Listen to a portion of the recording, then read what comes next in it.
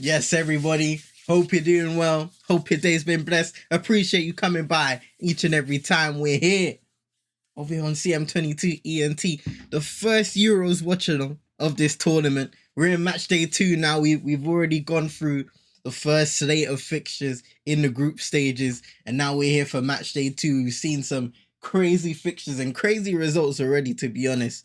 Just looking at the games today, the Slovenia and Serbia one, a late equalizer from Jovic to give Serbia that extra point. And I believe, their first point of the tournament. So that could end up being big for them, and Slovenia getting their second point in the group stages in Group C. Denmark and England to be played in about 14 minutes time now.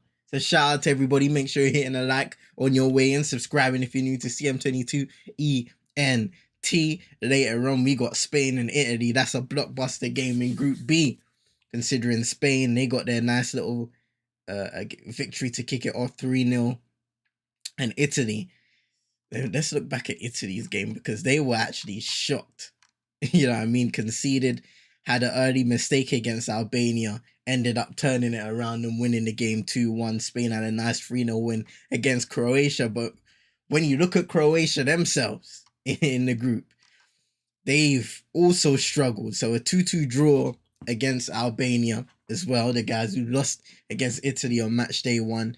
Croatia not in a great position to get out of the group. We're looking at that generation, the likes of Luka Modric and co, right now struggling and may not get out of the group stages. What a way to end that would be.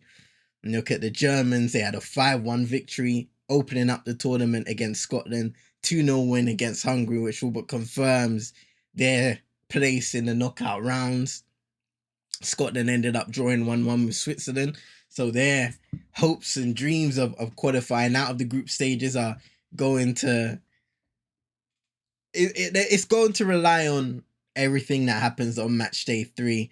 They're going to need a massive assist from Germany. We'll see how that turns out when the time comes. But of course, this England game, focusing back on it, when we look at their match day 1 fixture against Serbia, England, they had a really good start to the game, and then things seemingly went downhill. Not in terms of the result. Obviously, Jude Bellingham was the match winner on the day, scoring the goal, the all-important goal that England were able to hold on to. But I think after that, we started to see Serbia become the better team in the game, become more confident in possession. They looked to threat in the final third, looked to create chances and put that England defence under pressure. And there were some errors that came from England's performance that allowed Serbia to really get back into the game and grab a hold of it. One thing that I would focus on, and let's just say from the very offing, it's an unchanged team. So when you look at the team thus far, shout out to a man like Will Expressions in the cut. Hope you're doing well. Hope your day's been blessed. Appreciate you coming by each and every time. Make sure you go and subscribe to Will as well. Man like Will channel. We're going to be covering the first game, the first game that relates to us of the Copa America between Jamaica and Mexico. That's going to be a very interesting game. So make sure you join us on the 23rd, I believe. It's going to be the 22nd for some people around the world. 23rd for me in the UK. Make sure you join us. I'll slap it out on Twitter and all of that good stuff as well. But unchanged team for England. Jordan Pickford, Kyle Walker, Declan Rice. I think was one of the more consistent performers in the game. In match day 1, John Stones, Mark Gay, who I think was up there for a man of the match performance. Almost flawless there in that centre-back position. Bukayo Saka had a really good start to the game, really good first half. Trent Alexander-Arnold, who for me was extremely shaky in that midfield role he was playing in. We've seen him play that role for Liverpool more so this season, and now he's playing it for England. And I think his performance on ball in terms of being able to control, dribble, operate in tight areas and under pressure, those are the aspects of his game that let him down. We know how good of a passer he is, a distributor. But to be fair, some of the mistakes he made, he mopped them up. Some of the mistakes You can't be making them. So uh, uh, that experiment is something that spurred a lot of conversation online. The Trent Alexander-Arnold experiment. So we're gonna have to see how it works out today and whether he's going to be deployed in a similar role, which I feel like is going to be the case. And shut, of course, will, man. It's gonna be lit. It's gonna be lit. We've got Harry Kane, of course, a lot of conversation around the captain, not exactly being as involved in the areas you want him to be. Up front, scoring goals. He had his header, best chance of the game saved. Great save by the goalkeeper. But that was really the only opportunity that he had. And England as a whole only had 12 touches in Serbia's box on match day 1. Their lowest total of touches in an opposition box in the Euros game since 2012 against Ukraine, which was also 12. So that is something they'll be hoping to improve upon, because for all the possession that England had against Serbia, there wasn't a lot of chance creation. And that is the biggest criticism you have when you have the likes of Phil Foden, who is starting again today, didn't have his best performance. Jude Bellingham, obviously the match winner on match day 1. You can put Trent in that category, Bukayo Saka. When you have those caliber of players, you expect to be creating chances, especially in games that are tight. Guys that can unlock defenses. Harry Kane, you can even put into that category because of the development of his creation, his ball distribution, his ability to pass the ball in an array of ways. So that is going to be something that I'm sure a lot of people will be holding on to and watching in this game today against a Denmark side who in Euro 2020 made the semi-finals. Of course, they were knocked out by England. It was a tight semi-final in which Harry Kane ended up being the extra time match winner, 2-1 on the day. And that was one of those tests for England on route to the final, where they unfortunately ended up coming up short against Italy on penalties. And we all know what happened after that. So let me know how you think the game's going to go, first and foremost, ladies and gentlemen, in the comments. Give me some score predictions. Again, make sure you're hitting the like button, subscribing if you're new to CM22 ENT. And we can have a look at also the Denmark lineup. Kasper Schmeichel in goal, of course, the captain. Yannick Vestergaard, Andreas Christensen, Joachim Andersen, Crystal Palace. We've got Victor Christensen, Pierre-Emile Højbjerg. We've got Hulmund, Maele, Eriksson, Rasmus Højlund, of course, Manchester United's very own, and Vind. So that is the starting lineup for Denmark. Also, while we're at it,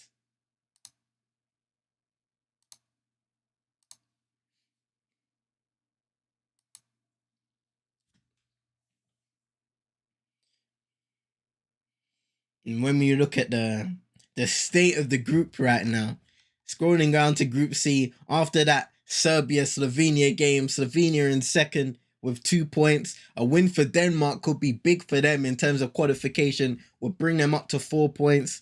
It will bring them top of the group as it stands. England on 3 points after a match day 1 victory.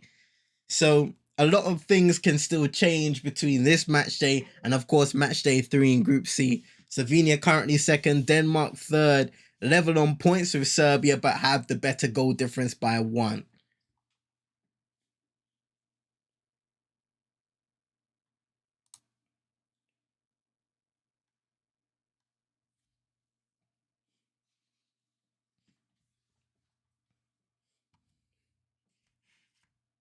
Trying to think of anything else I wanted to touch on in regards to England's performance. I think defensively, solid. No qualms with retaining that defense. I did have a problem with the left-hand side of Phil Foden and Kieran Trippier side on the left hand, and their lack of creativity more so, I believe. Kieran Trippier is a player, he hugs the touchline, but he's not going to drive down the line and test his defender. So you need the left winger to be direct, in my opinion. And I feel like Phil Foden, as talented as he is, making him come inside where there are already players occupying spaces it might stifle his creativity in the spaces that he has to operate. So we'll have to see whether that is different today, whether he proves me wrong. Shout out to Paxton in the cut. Hope you're doing well. Hope your day's been blessed. Appreciate you coming by us every time. Mr. Skipping after group save games finally shot. Hey, listen, man. Allow me, Paxton, man. Allow me, Paxton. It's been hard for me. But we're here now. We're here. The national anthem's just sounding now.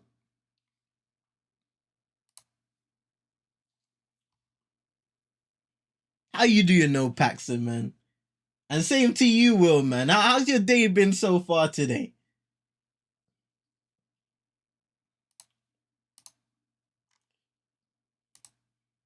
I'm excited to commentate over some games, you know what I mean? Of course, we're going to be on some Man United watch potentially today as well. Think about Kobe Mainoo getting his competitive debut for England. Last time out, a little cameo. On the other side, you got Rasmus Højlund, Christian Eriksen, depending on what happens to him this summer. Still currently a Manchester United player.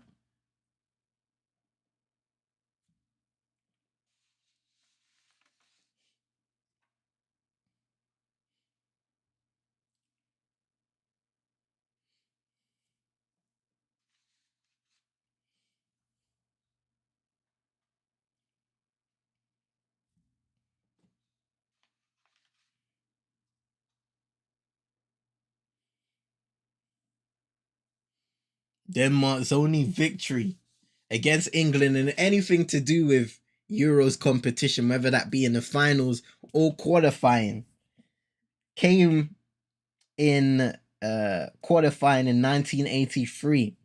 And that was one of the victories for Denmark and a loss for England, which resulted in them not qualifying for Euro 1984 in France. And just doing some research back on that, there was a lot of disappointment surrounding that loss to Denmark and it being labeled as a failure.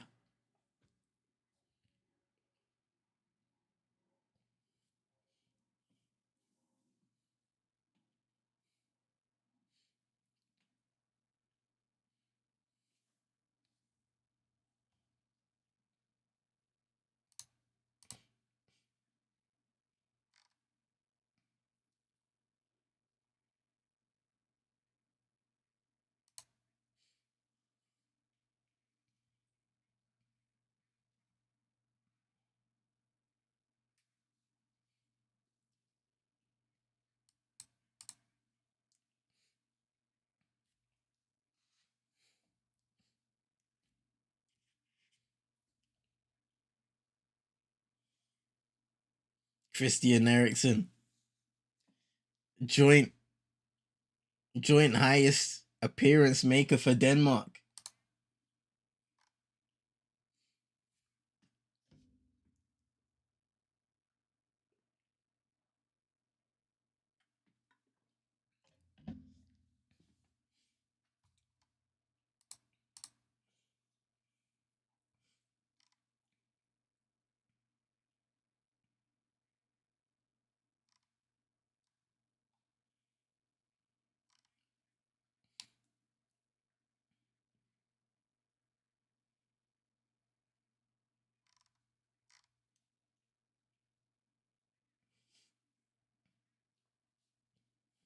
Almost game time, ladies and gentlemen. Let me make sure the score line is ready to go. I almost forgot about it. But we move.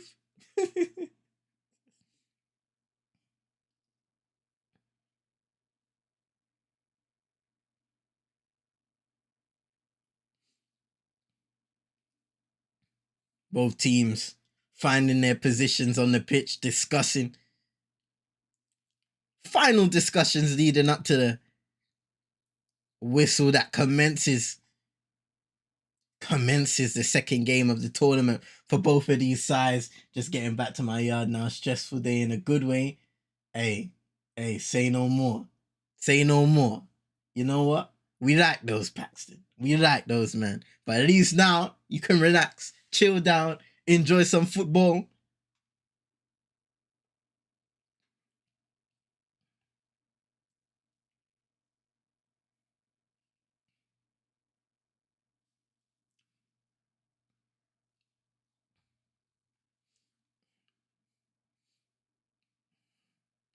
Believe they're honoring some.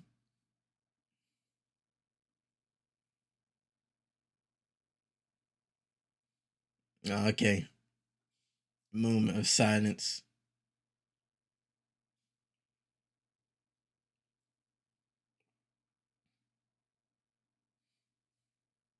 In game time nears. Denmark having a final huddle.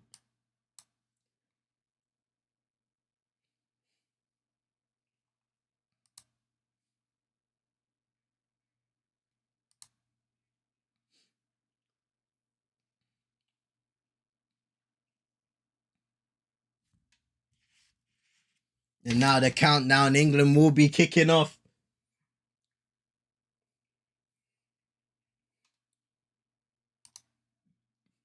The one-man kickoff that has become the norm nowadays.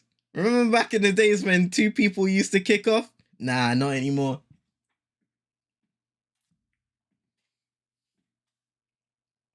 Rasmus Højlund getting an early touch on the left side of the pitch, holding and bringing others into play. Here's Eriksson, 1-2, early strike straight into the hands of Jordan Pickford. A little 1-2 with Pierre-Emile Højbjerg.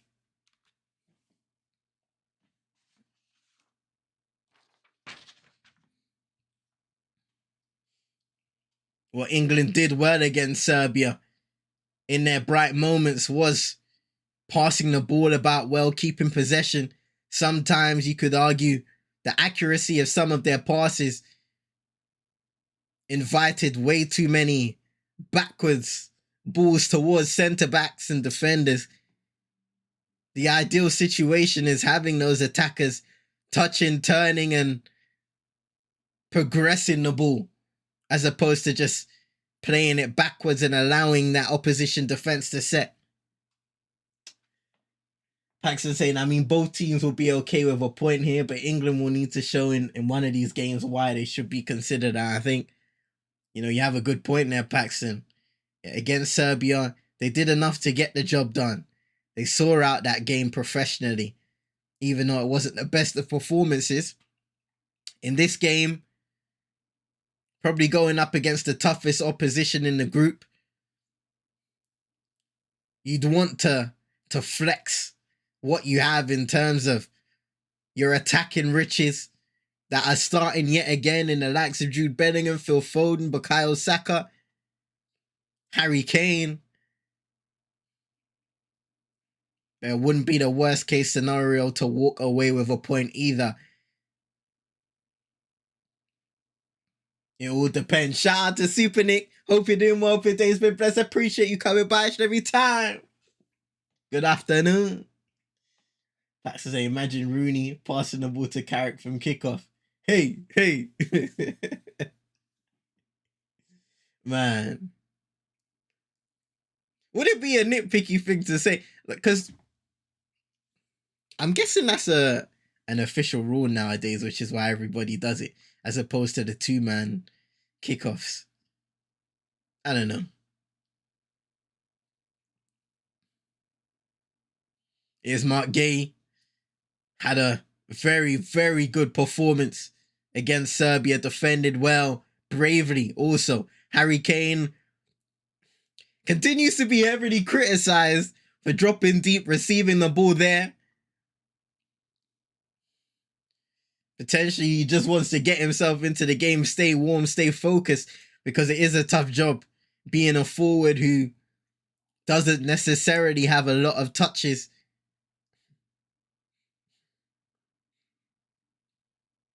Trippier with the switch towards Kyle Walker, and he's not able to get there in time, throw in Denmark.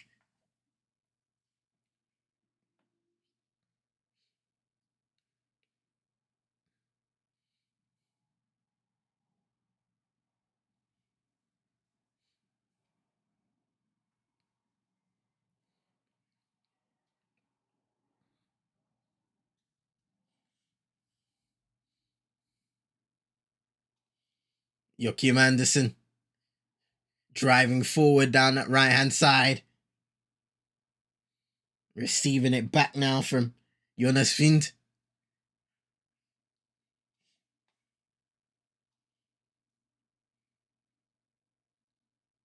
Here's Christiansen. Andreas Christensen. Now Højbjerg. Here's Vind. Switching the ball out to the left-hand side and superbly at that. Here's Victor Christensen. Højbjerg into Eriksson. Scored Denmark's only goal in their matchday 1 fixture. As Vind tried to play it in. England with the interception. Here's Kyle Walker. Playing it down the line to Saka. Now John Stones. Mark Gay. Whoever started that is always, man. That's what this tournament has shown for the most part. Old school type games instead of the tiki-taka nonsense coming from Paxson. And you listen, the best games in the tournament thus far has been between the so-called lesser sides who are playing like they have everything to fight for. Everything to fight for. And it's been a joy to see, to be honest. The top sides have slowly found their way into their games. I mean, Belgium, massive slip up, right? Portugal, they won it late, so they just got away with something. We've only really seen Spain and Germany win comfortably thus far in the tournament. I'm looking at anybody else. Italy, they had their scare. So it's been interesting. It's been interesting to see thus far. Whereas when you look at that Turkey-Georgia game, heat. What a game that was. What a game that was. What an end to the game it was. By the way, even France easing their way into it. They're going to be without Kylian Mbappe against the Netherlands. So we'll see what happens there. I mean, that Belgium one was just unfortunate as the ball was played in towards Saka, but a little overhit. Kasper Schmeichel can claim. How many offside? I think it was two offside goals for Romelu Lukaku. Or at least 2 goals that were chalked off for different reasons. Handball, offside. And they end up losing 1-0 to Slovakia, sorry.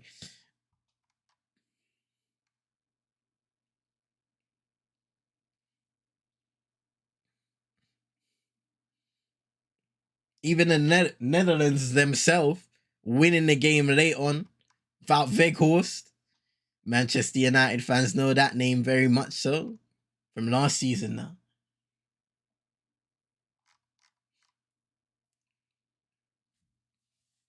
It's Christiansen.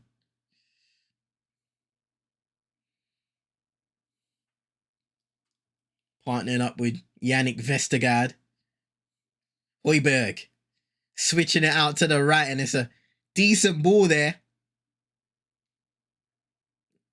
And I think Kieran Trippier able to win a foul. Just about good defending.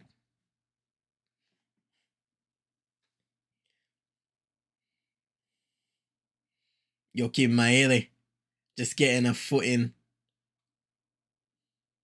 as he tries to keep the ball in and then reclaim possession.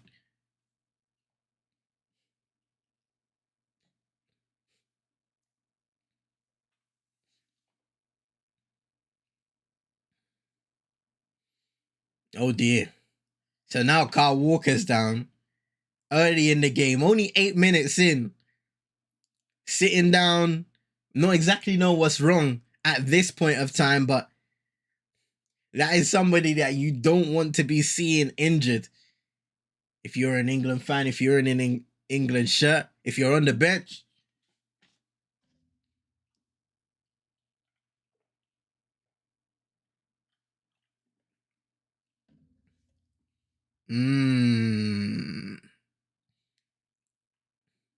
Potentially an ankle injury. When he goes to crossing the ball, his left ankle slightly sliding, planted onto the ground. Looks like he's replacing his boots. So hopefully it's nothing much beyond that.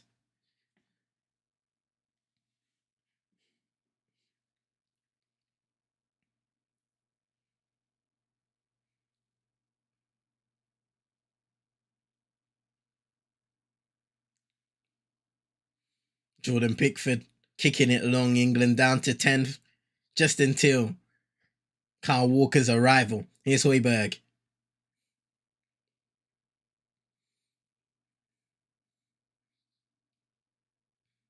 Vestergaard.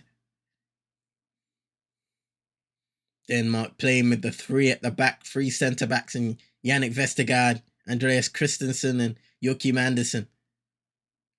Here's Wind. Him and Rasmus Højlund not on the same wavelength as Bellingham, just about able to come away with the ball. Here's Alexander Arnold. In some aspects, had a rough game against Serbia. He'll be looking to bounce back with a better performance this time around.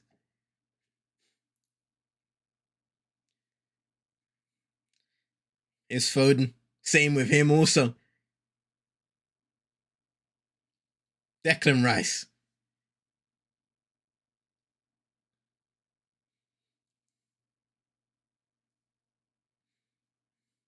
John Stones on the ball. Walker now. Bukayo Saka had a lot of bright moments in the first half against Serbia. Can he come to life again? Making his runs off ball, and of course, the magic he can create on ball.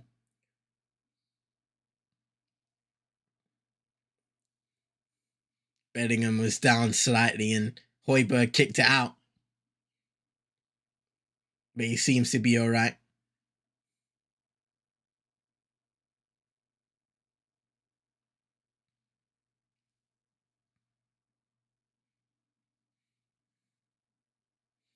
Denmark back in possession now. Andersen playing it back to Vestergaard.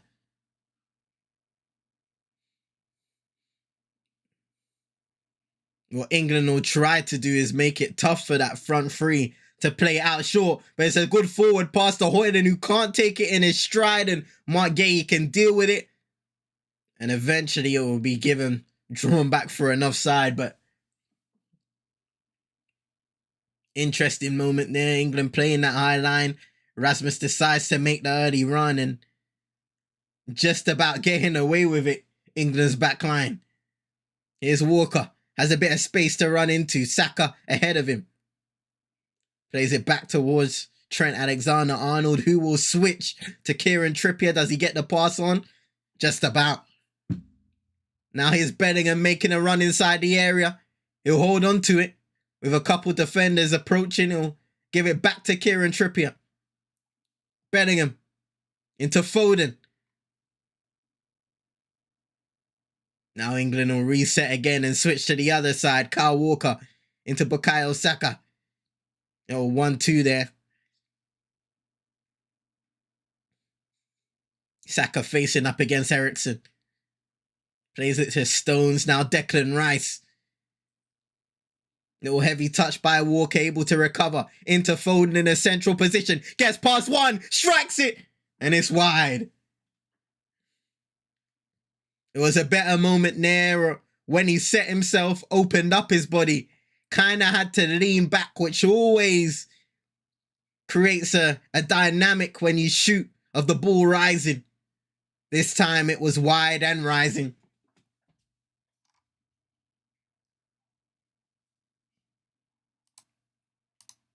But a positive moment nonetheless for Phil Foden.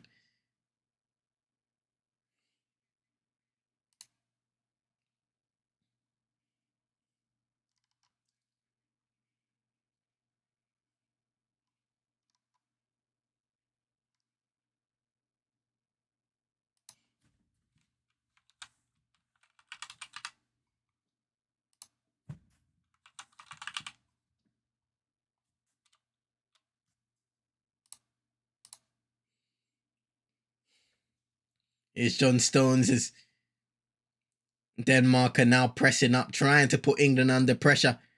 Trent with a little 1-2 towards Bukayo Saka. They've done well in the end, even though the ball was bouncing in the air, and he goes down, doesn't win a free kick. And he's asking the question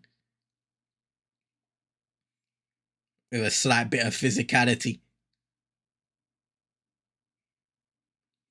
Højbjerg giving it to Christian Eriksen, Denmark's main creative hub.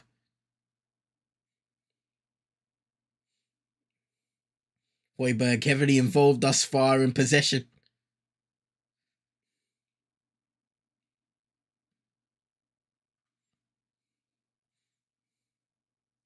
And he has it again.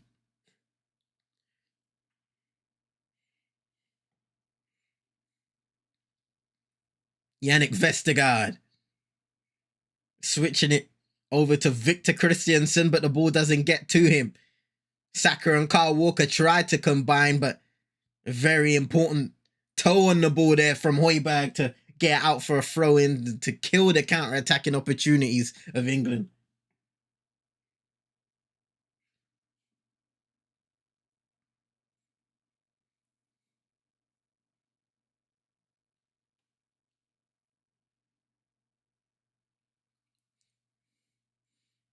Walker playing it back to Jordan Pickford after receiving it from Declan Rice. 15.5 minutes into the game now.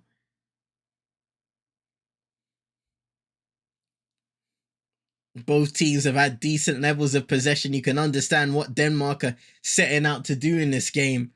Once they win back the ball, they take their time. They try to pick you out, in this case by playing a long ball over the top, getting the ball out wide to those wing backs of Victor Christensen and Maele. A little dangerous ball out there by Kasper Schmeichel. Here's Declan Rice now, driving central, gives it to Harry Kane. On his left peg, blocked by Joachim Andersen. Now Foden just glides away from the defender, holds on and plays it back to Mark Guéhi. Rice. Now John Stones.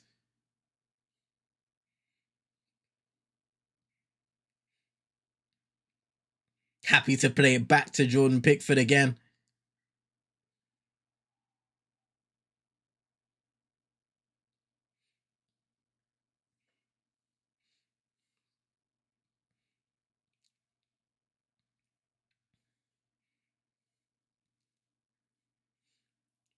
Now Trippier. Foden plays it inside to Trent. Mark Guéhi just clipping it over the top of a couple. Denmark presses to find Kyle Walker. Saka, Trent trying to play it back towards Kyle Walker this time around. He has the pace to get there. A lot of space to work in. He takes it all long. Kane, 1-0 England! Harry Kane gets his tournament going. And you have to say, a massive mistake there by Victor Christiansen on Denmark's left-hand side. And Kyle Walker's able to get the ball across the area. And it ricochets a couple of times before finding England's captain, Harry Kane, for the 1-0.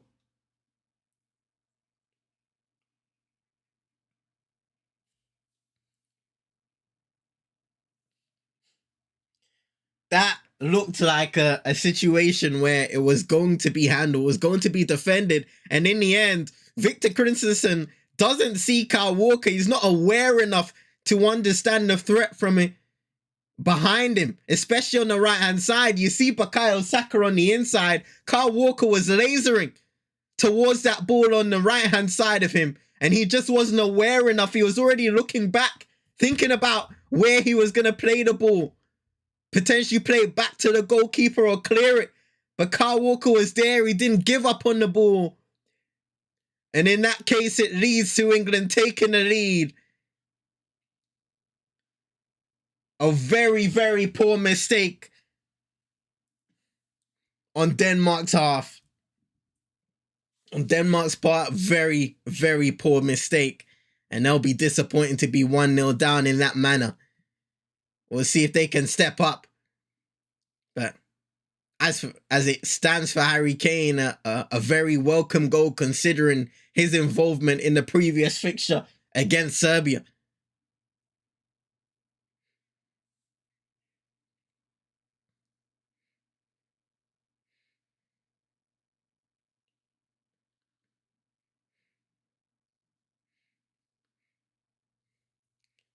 Joachim Andersen playing it long towards Christian Eriksen. Stones will deal with it momentarily. Victor Christiansen being aggressive to try and avenge his mistake. He'll have to call himself back into this fixture now. Højbjerg. Christensen again, trying to block it in or kick it in. Walker with the block instantly. And Saka will get the ball clear. Shout out to Super Nick. Let me get the scorer as well.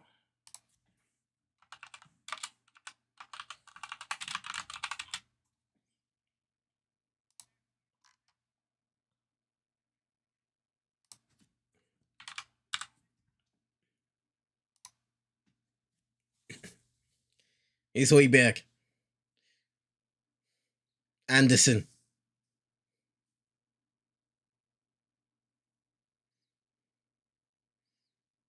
Back to Joachim Andersen. Surveying the premises. Finding Mela.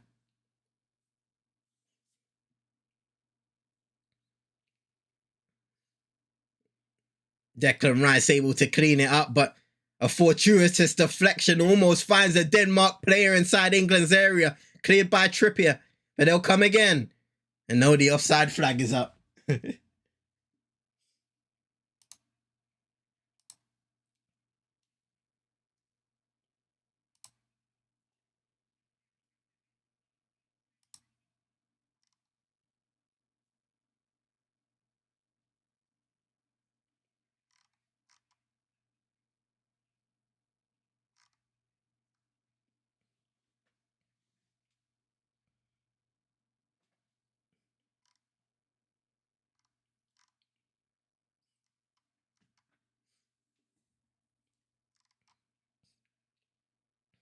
Jordan Pickford kicking it long towards Harry Kane. Header one. And Christian Eriksen can claim in the center of the pitch. Højbjerg. That's better there by Denmark, but the pass was a little flat towards Maele. He receives it again. A chance to cross the ball in. Blocked by Trippier. Out for a Denmark throw-in.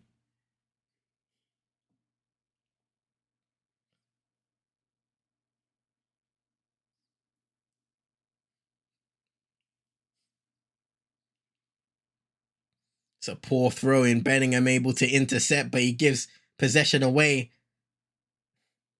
Nice footwork outside the boot cross. Blocked again. And another throw-in.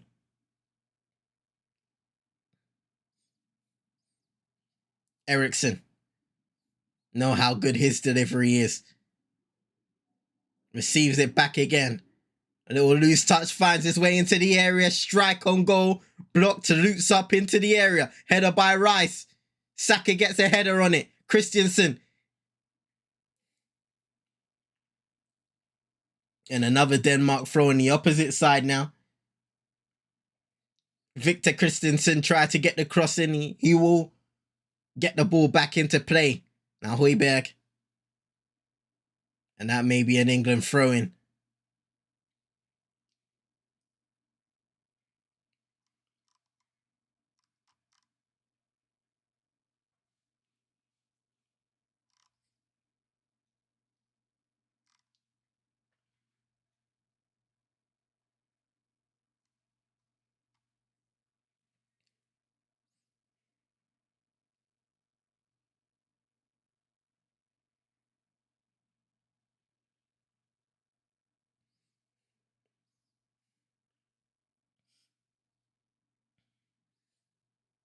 Is Hulman.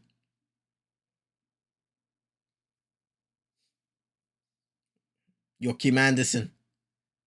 Mele. Now Eriksson. He finds the right wing back again. Now Andersen. Højbjerg.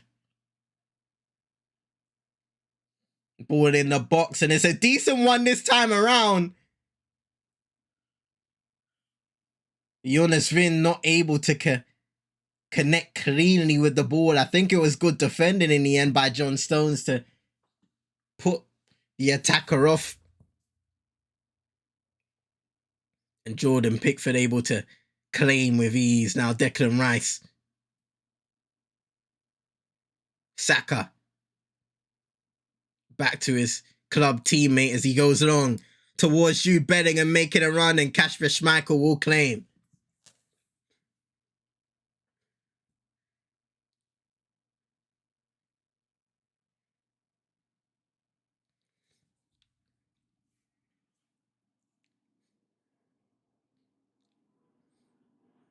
Andersen. Not the first time he's decided to stride forward, and he continues down that right-hand side.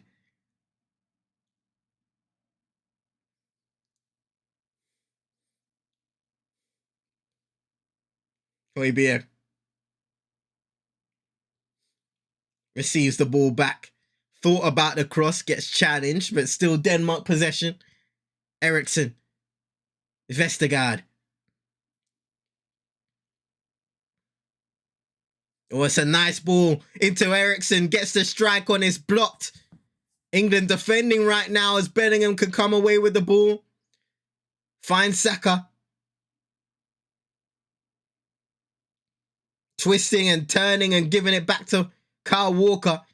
There's a Denmark player down in England's area currently. As Saka's brought down, free kick, yellow card to Yannick Vestergaard. First booking of the game.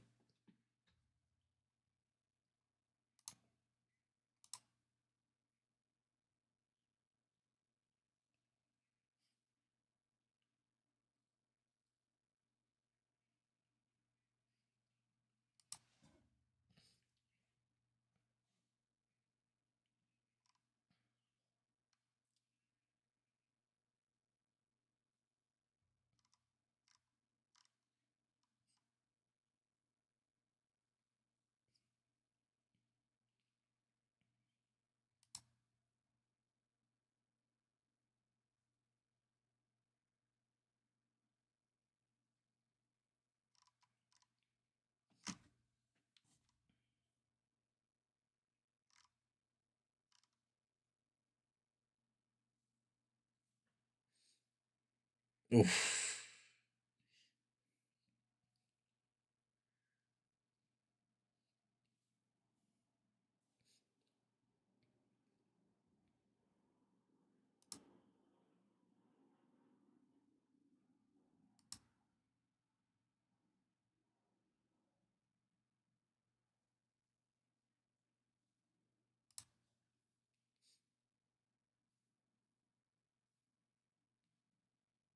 Højbjerg playing it back and well dealt with by Mele.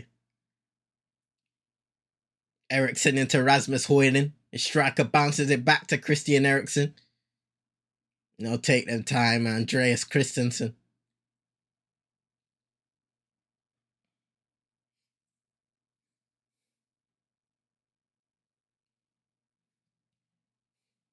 Andersen. Højbjerg. Bellingham presses. Makes it difficult as he drives into the area. Not a lot of space to operate with. As he got it across, Eriksson steals it away from Pickford, and Højlund with a little flick. Deflected into the hands of Jordan Pickford. And that was a dangerous moment there. Denmark potentially trying to find their way into the game. You can see Eriksson, he gets ahead of Pickford. Plays it into Rasmus Højlund, and he doesn't cleanly control the ball in the area, which forces him to flick it towards an oncoming Danish player. But in the end, it's a fortuitous deflection.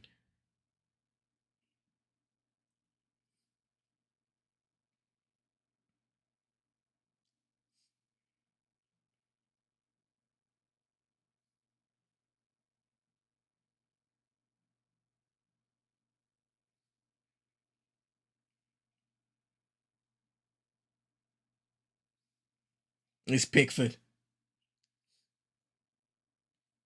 Into Foden. Trippier. Now Mark Gay under pressure, switching it towards Kyle Walker, and he brings it under control. Very well considering the pressure from Christian Eriksen. Pickford again, playing it long towards Harry Kane. Christensen got a foot in. Hulman playing it out to Mele on the right wing. Now he's Vind. Ball into the area, nobody there, and Pickford gets a little punch. Didn't know who was there. Now potentially Bukayo Saka can come away with the ball and use his pace to run down the line. He goes down, but not enough for a free kick.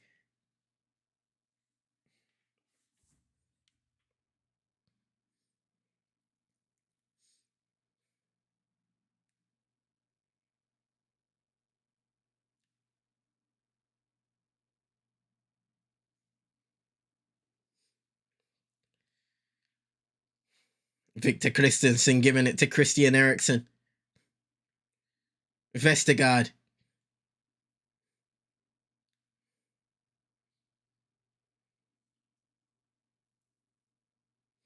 It's a bit of combinational play here in the midfield by Denmark. Finding their feet, looking to get back into the game. It was a nice ball by Vestergaard into Vind. Now Mela. Back into Jonas Vind.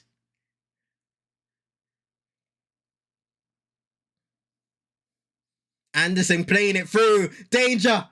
And Vind got a toe onto it. It may be a corner kick here for Denmark. Looped over the bar.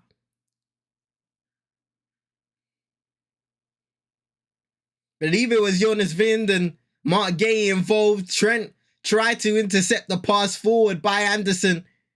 And that caused so much trouble. But it should be a corner kick this time around. And it is.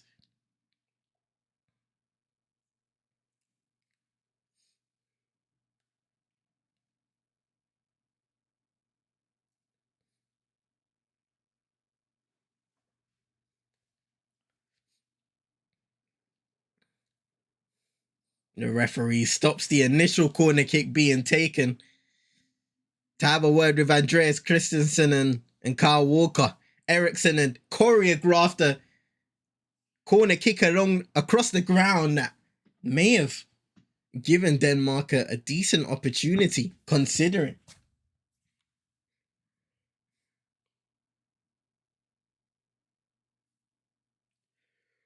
Whistle blows again. Eriksen hand up. Outswinger. And a foul given away.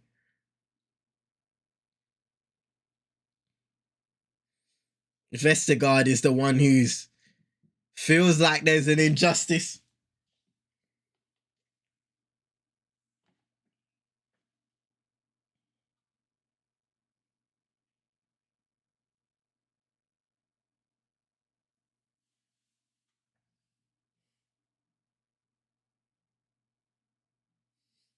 It's Mark Gay.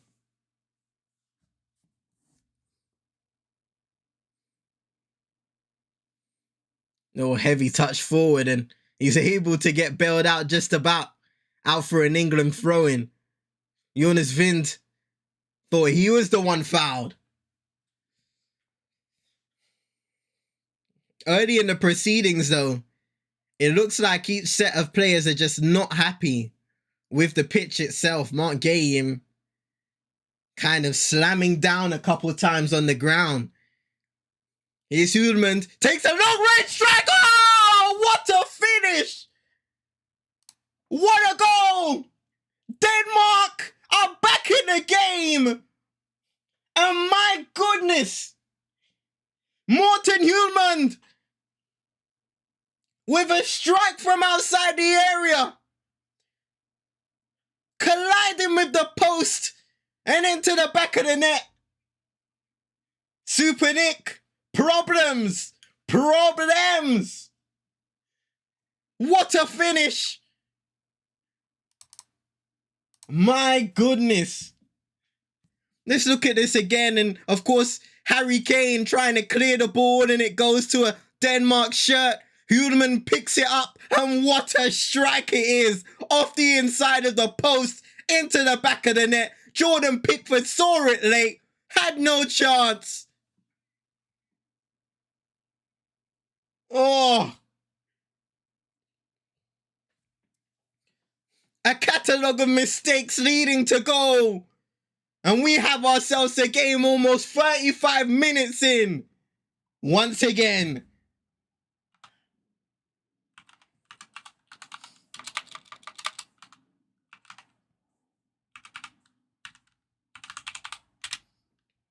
Woo!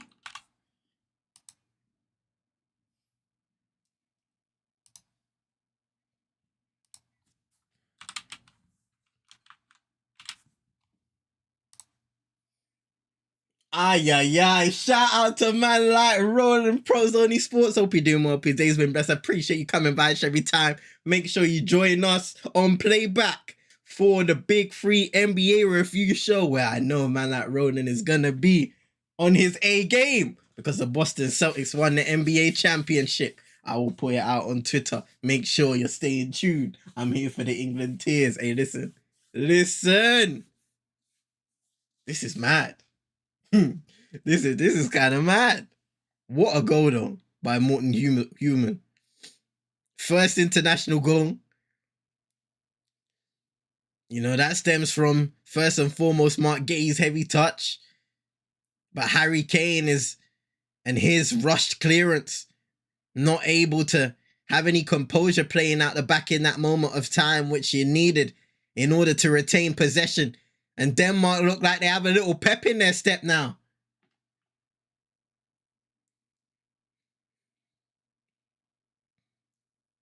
Wow.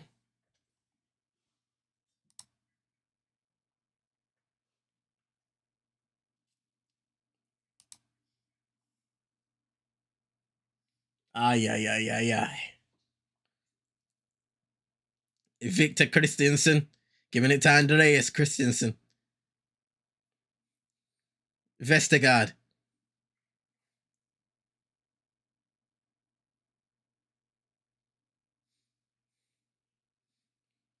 Joachim Andersen.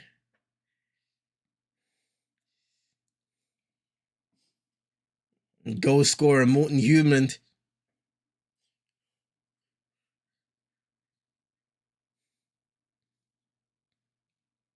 Leveling after Harry Kane's finish. A mistake by Victor Christensen on the left-hand side led to Kyle Walker collecting and getting the ball across the area. A bit of pinball leading to Harry Kane tapping it in with his left foot. And now here's Uleman again. Charge for another strike deflected. Corner kick once more for Denmark. England are under pressure.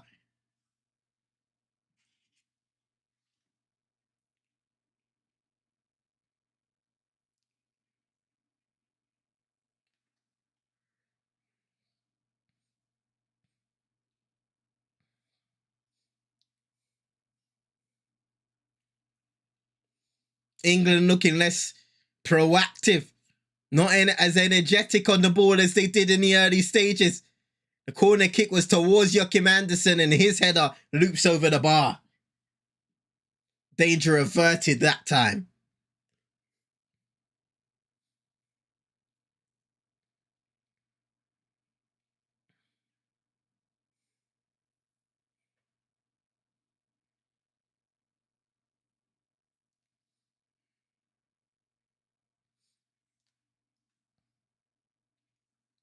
I mean, for everybody in the comments, how do England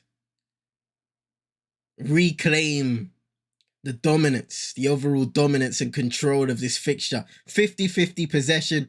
Denmark have had the more attempts, the more shots on target. England only 3 attempts overall and 1 shot on target, which was the Harry Kane goal. Chance creation once again an issue for the Lions.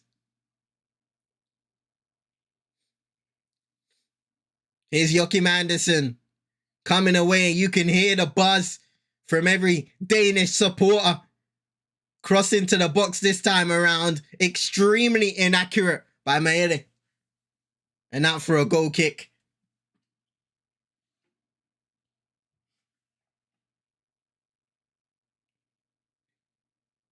Looking at that strike by Ullman again. It goes in between a few England players.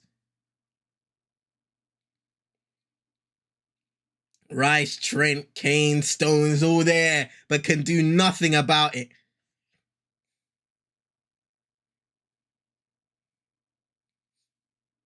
Højbjerg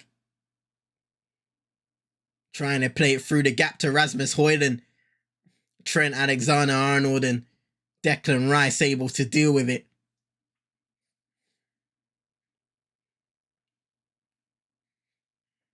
Here's Foden picking it up deep, looking to drive past, and he does superbly. Majestic, fantastic. And his strike on goal was weak.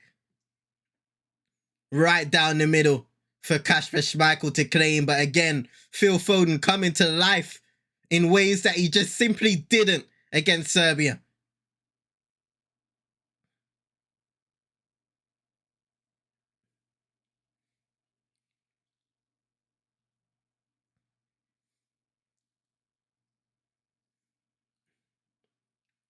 Kasper Schmeichel's long ball dealt with by Mark Gay. John Stones. Rice showing for the ball and receiving.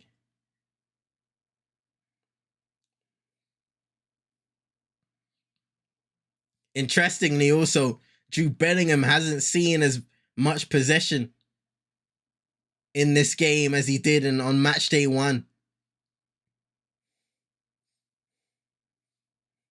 Here he is now though, bouncing it back to Foden.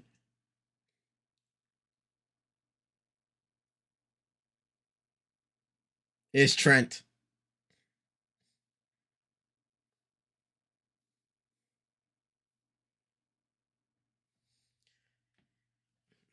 Trippier playing it down the line into Bellingham, who made the run out to the left-hand side. Keeps the ball in play and finds Trippier again. Bounces it into Kane, but he can't make it stick. England have the ball again. Now Trippier. Bellingham. Champions League winner with Real Madrid this season. Now Foden, a nice little bit of play by England, but as he tries to get it towards the back post, Bukayo Saka wasn't in position. Out for a Denmark goal kick.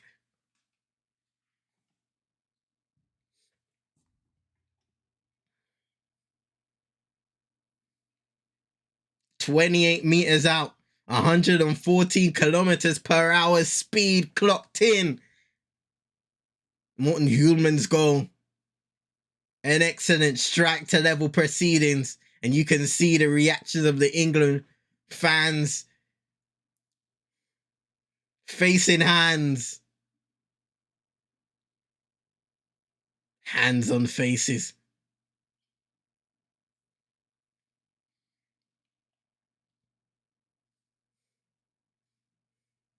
Again, the ball given away by England. Just lacking the quality on ball right now. Denmark playing with a level of intensity that is troubling Gareth Southgate's squad. Here's Ullman. Miley. Højbjerg. Ball into the area towards Højlund, headed away by Gay brilliantly, by the way. Harry Kane, look how deep he is. Picking up the ball in a defensive position and just trying to drive forward. Gives the ball away though. Midfield is too congested. It's true.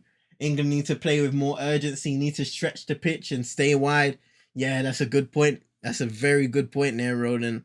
Even in the Serbia game, you could tell, for me, the quality of their passes. Højbjerg with a strike saved by Pickford.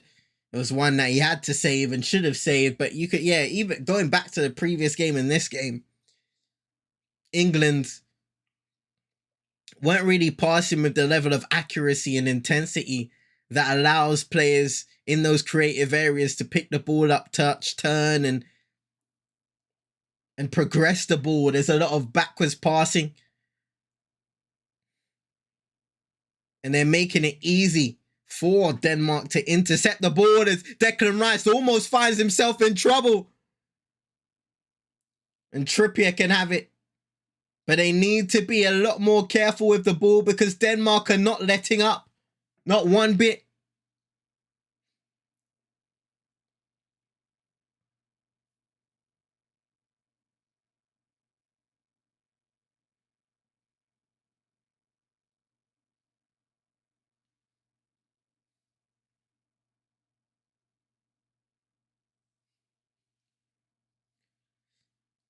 Here's Bellingham.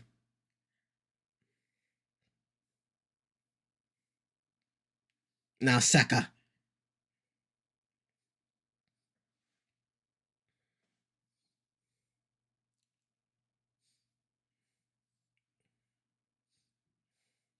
See, for England, very much so, it's one speed thus far. At times, the attacking talent, the attacking players on ball will light up and they will speed it up ever so slightly if an opportunity arises, but they're not forcing it.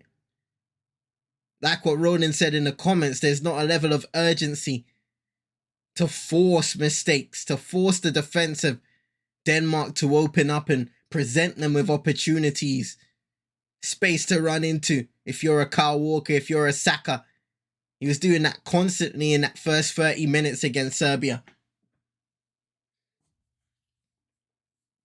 Declan Rice switching it out to Saka. It's a nice ball and brings it under control, has to protect it from Victor Christensen.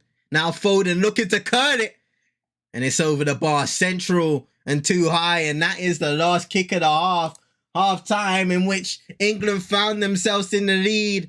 A mistake by Victor Christensen led to Kyle Walker picking up possession in his pursuit down the line, playing it across the area when I almost thought he took too long. The ball ricocheted towards England's captain, Harry Kane, who tapped the ball into the back of the net, left-footed. But were Denmark able to find their way back into the game, back into proceedings? Damn right they did.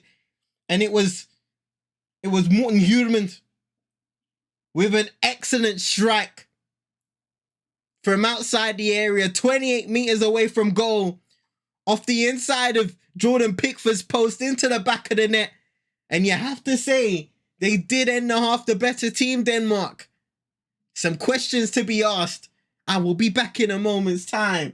But have your say in the first half in the comment section. Overall, the performance of both sides. And I will have my say when I return. BRB.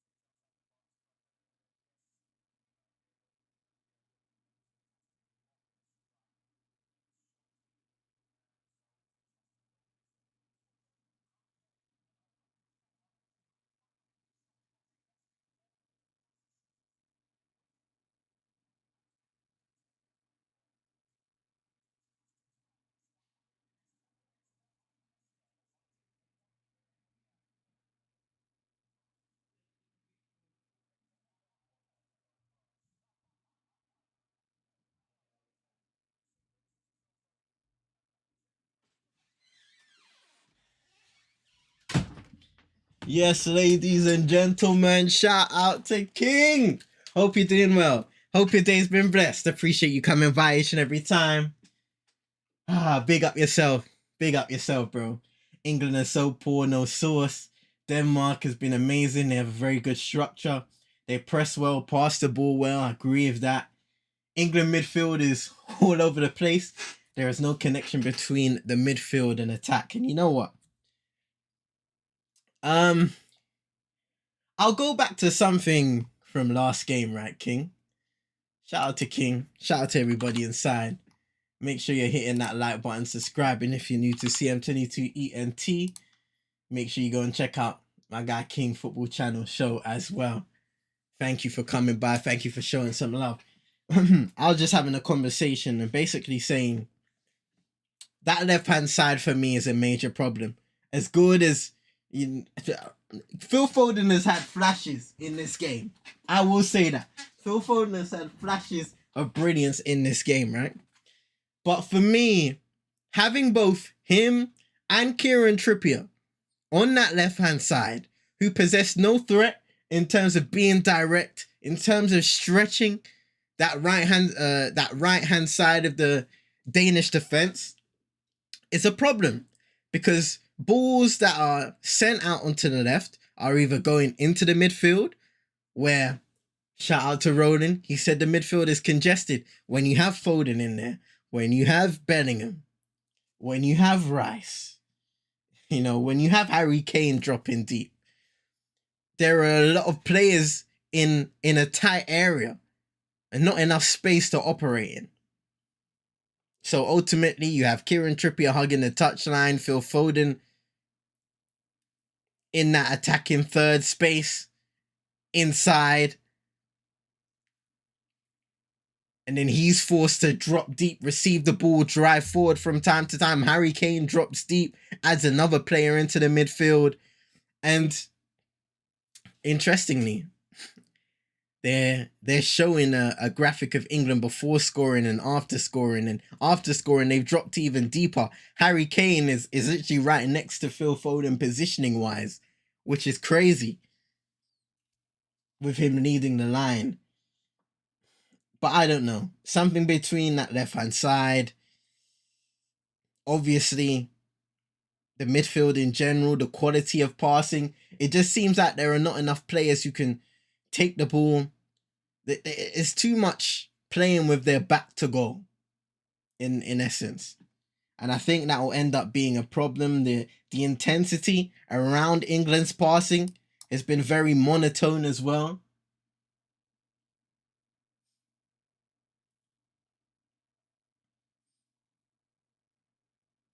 The thing is, if you do make a change on that left-hand side, the system will be altered. If you bring in an Anthony Gordon, he's going to be direct. He's going to want to operate down that left-hand side. And what does that do to Kieran Trippier? That has to alter his positioning because he has been very high on the left-hand side, almost by the touchline, receiving, playing it into a Phil Foden who can then operate inside and look to create from there.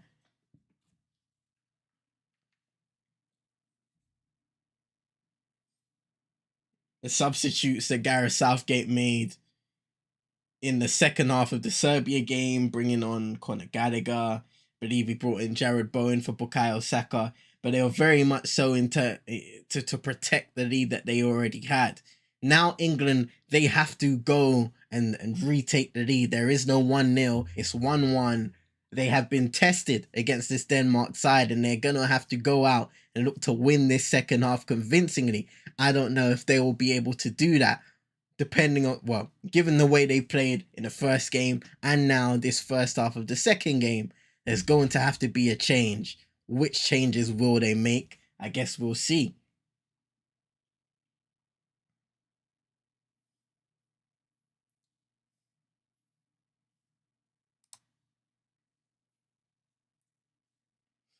But there are interesting conversations to be had, I'm sure. There are a lot of concerned fans at this moment of time. They are too similar. We need a change, saying Super Nick, and that's interesting as well.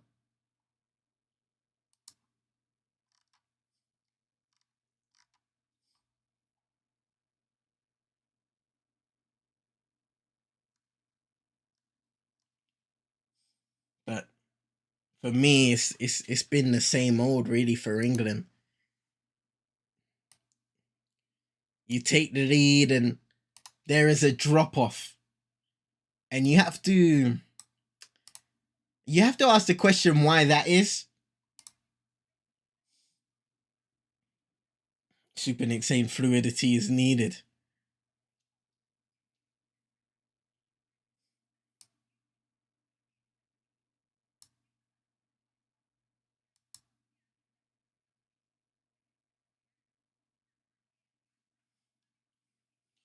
Give someone off the bench a chance. Well, I'll tell you that. I don't think Gareth Southgate will make a change unless he absolutely feels like he needs to.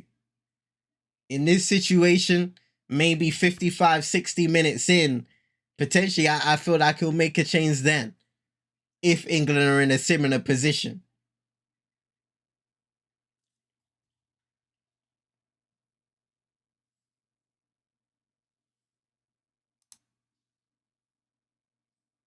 But who knows?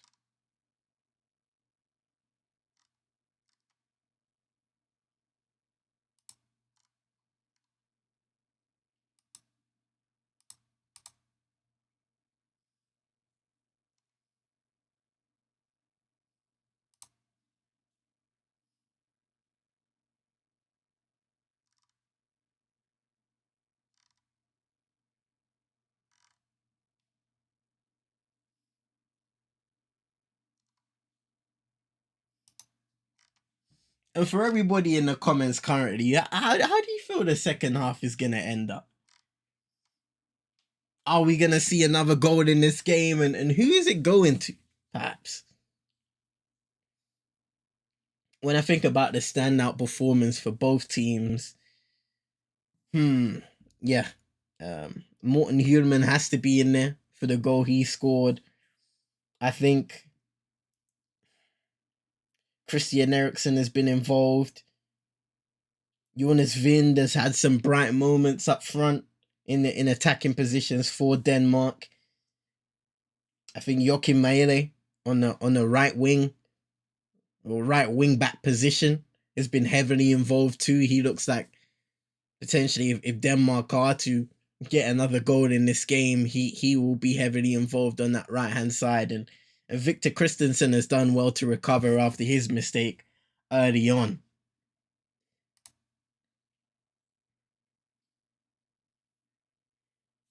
England just speaking it over currently in the tunnel before re-emerging for the second half. No doubt about it, it would have been a testing halftime team talk, given the nature of the way they conceded and the way their performance regressed once again after going 1-0 up.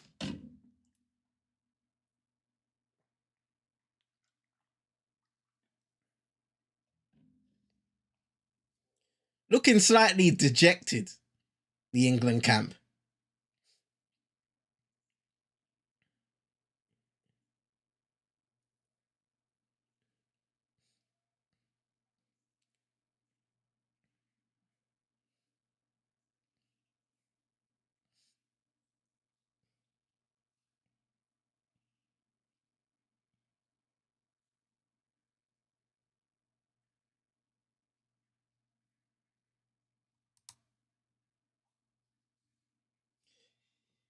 The bench has impact players. Surely Gav tried the different midfield options based upon the opposition and trajectory of the game.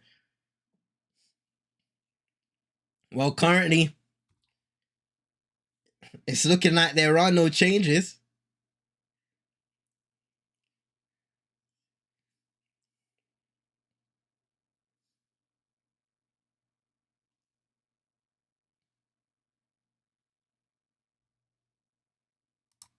Hey, Denmark are giving us the 2-man kickoff. Shout out to you, man.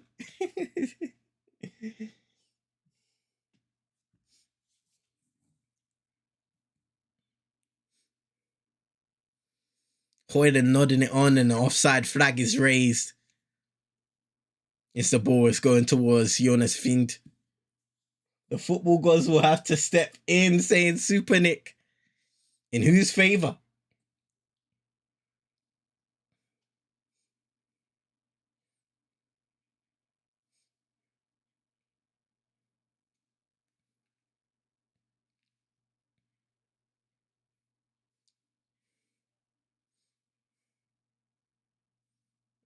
Carl Walker's ball down the line goes out for a throw-in. Not the easiest beginning.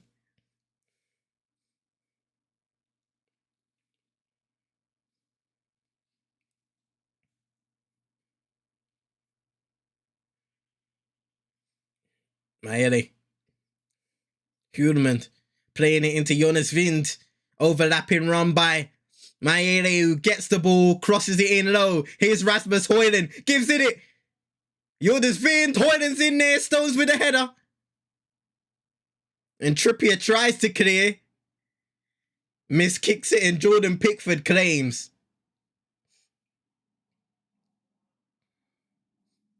Trent Alexander-Arnold. Fouled. Gets away with that one, I'm not going to lie.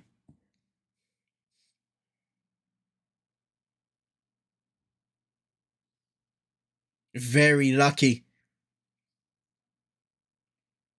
Here's Kieran Trippier. Playing it into Trent now. Declan Rice, he can turn, he can drive forward. Need to see more of that Bellingham. And the ball intercepted once more. Denmark are coming out, looking poised to punish.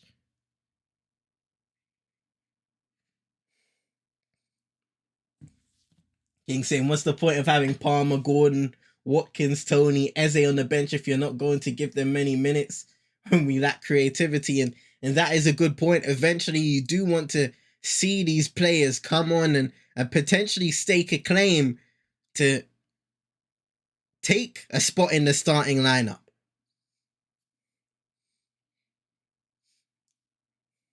Here's Bukayo Saka trying to play inside. Kyle Walker able to claim. Here's Harry Kane. Saka. Kane again out on the right-hand side this time around.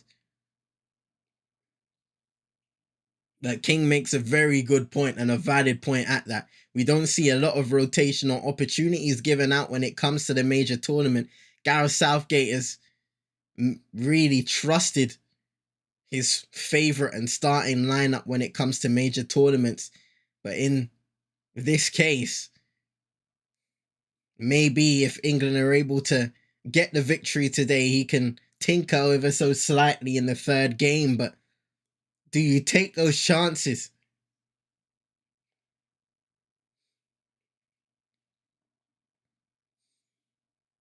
Anderson.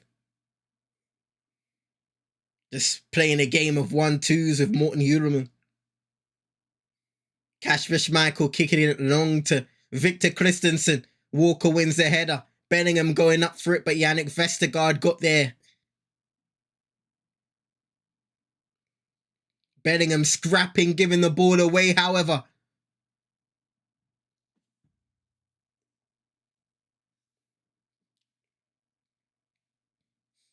Pierre-Emile Højbjerg. Hjulmand. Now Maele.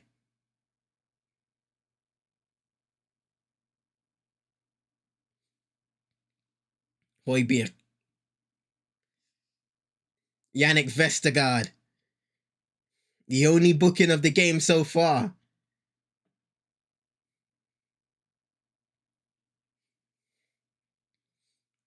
Plays it over the top. Rasmus Højlund with a little chest towards Eriksson. Just about. Trippier gets a foot to it and England are able to clear. But the ball isn't sticking with England right now. But with Trent driving forward into space, into that midfield, kind of loses control. And it's a poor pass towards Phil Foden, which really derails that counter-attack for England. Bellingham. Walker. Saka. Going up against Victor Christensen. Going down the line towards the back post. Foden takes a touchdown, pokes it, and is cleared away. Oh, it's a nice reverse pass by Trippier into Bellingham inside the area. Little quick footwork to get away from the defenders.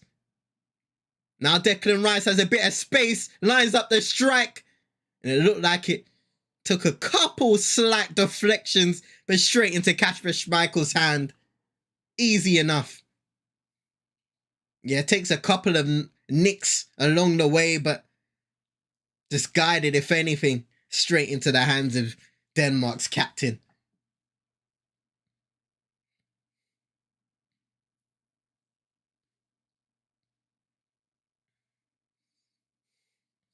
Vestergaard.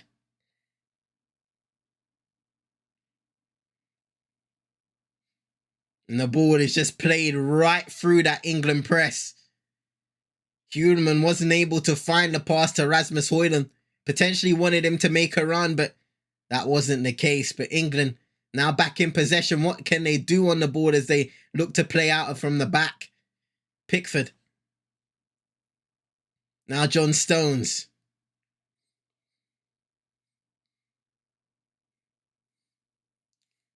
And you get that frustration as the game is being played at kind of a low intensity jogging pace.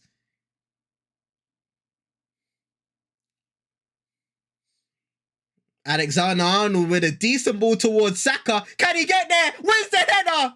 And side netting.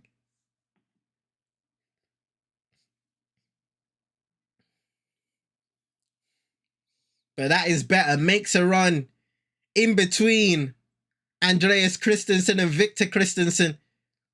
And as the ball bounces on its way back down, he wins the header, but not able to guide it towards goal enough for it to get into the net as Kasper Schmeichel committed.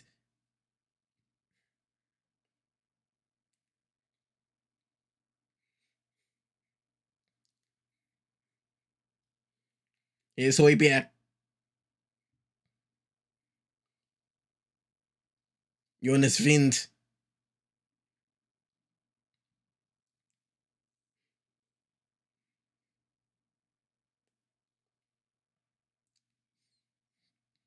Joachim Andersen.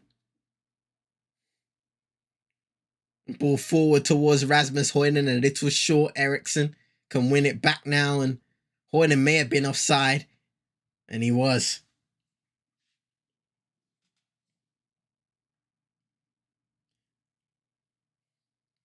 Conor Gallagher is the first sub on, and it's Trent Alexander-Arnold departing. So, a second game, a second performance off the bench for Conor Gallagher, and you have to say potentially Trent Alexander-Arnold struggling again in that midfield position to really get himself involved. He's had a couple of bright sparks, but that's about it.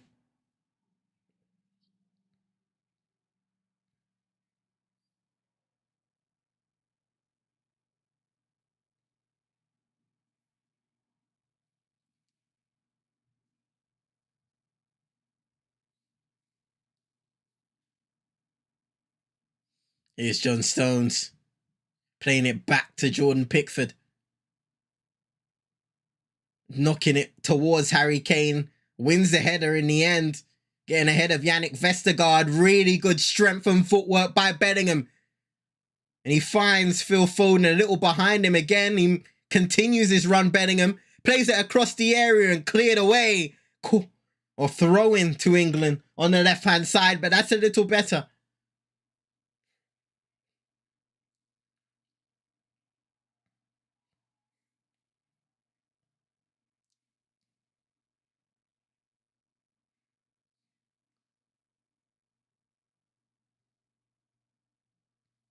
Mark Gay.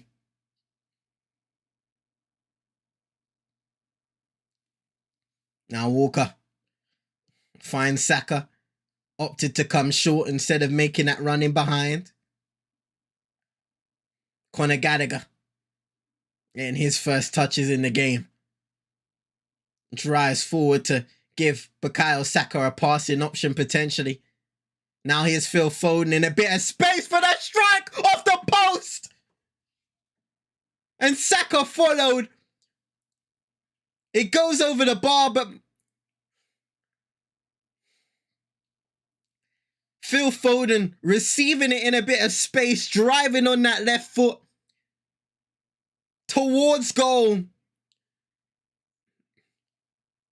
And this time, instead of Morten Hjulmand's goal hitting the inside of the post and in the back of the net, it cannons off the post. And Saka's shot went over the bar as he followed. It was a 50-50 opportunity now as Jonas Vin's coming off for Damsgaard. Mikkel Damsgaard of Brentford.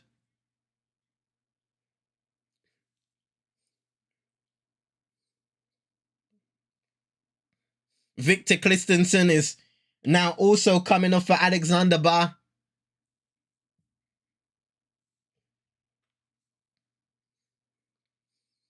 Two substitutions for Denmark to counteract England's Conor Gallagher one.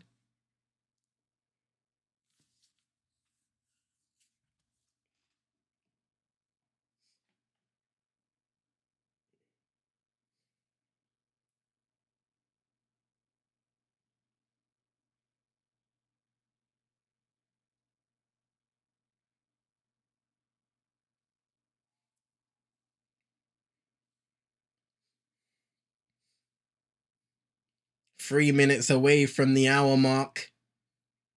Denmark 1, England 1. No signs of there being a match winner just yet. It's Højbjerg. Eriksson. Now is Alexander Bar getting his first touch in the game. Clipping it, and it's a decent ball there towards Damsgaard, not able to bring it down first time. Højlund. Again, the touch didn't stick. The ball almost bounced fortuitously to Christian Eriksen. But dangerous moments here for England inside their own area, involving Damsgaard, Højlund and Eriksen. Almost. Alexander Bar with the long throw. In the end, it's Bukayo Saka clearing it. Joachim Andersen giving the ball away as he failed to get the ball under control. Harry Kane. Lovely switch of play out to Bukayo Saka. Gets past one. Takes a strike on and it's wide again.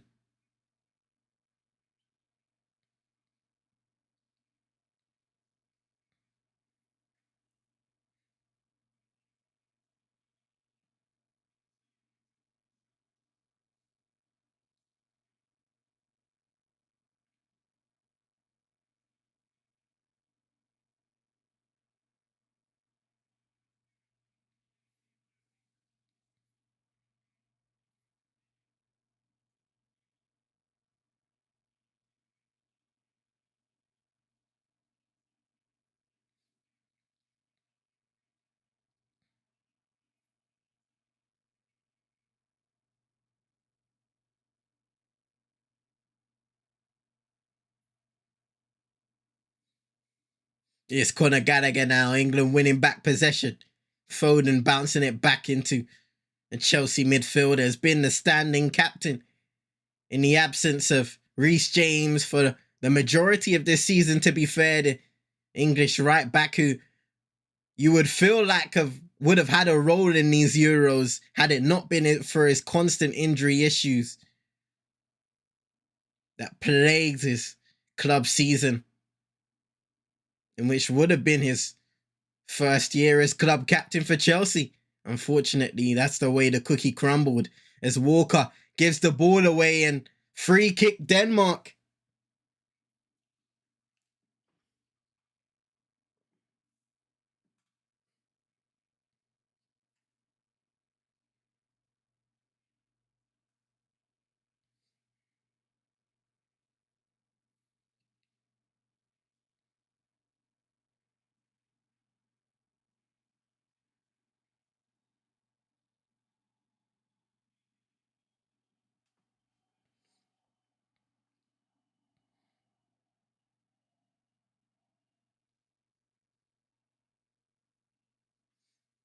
Eriksson to take. Doesn't even beat the first man. Quite an uncharacteristic delivery. Kasper Schmeichel looking to knock it forwards, and it's not the greatest of balls that finds an England shirt, but again, England just not quick enough on the ball, not aware enough in the center of the pitch. And a yellow card displayed to Conor Gallagher this time.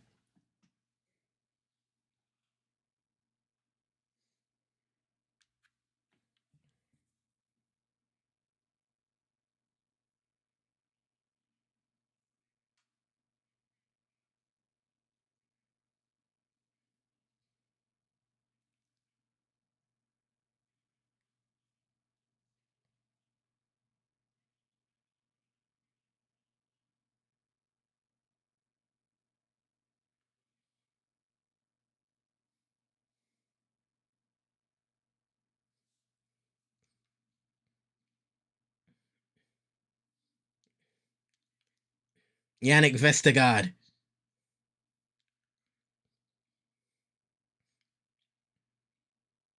Shifting it across to Joachim Andersen.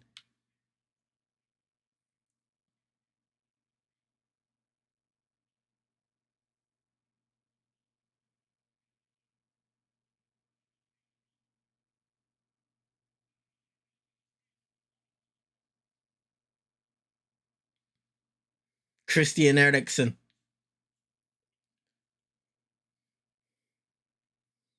Just currently taking their time on the board as Hudeman knocks it back to his centre back. Now here's Christian Eriksen. Lets the ball go. Damsgaard. Now Alexander Bah. Tries to clip it into Damsgaard. Finds him in the area. Good defending by Rice. Foden. Declan Rice. Jude Bellingham could only glance on a header. Conor Gallagher gets it forward again. The ball is in the air. Declan Rice gives it away. Here's Christian Eriksen. Wayward left-footed strike. Looking to get his second goal of the tournament. Not that time.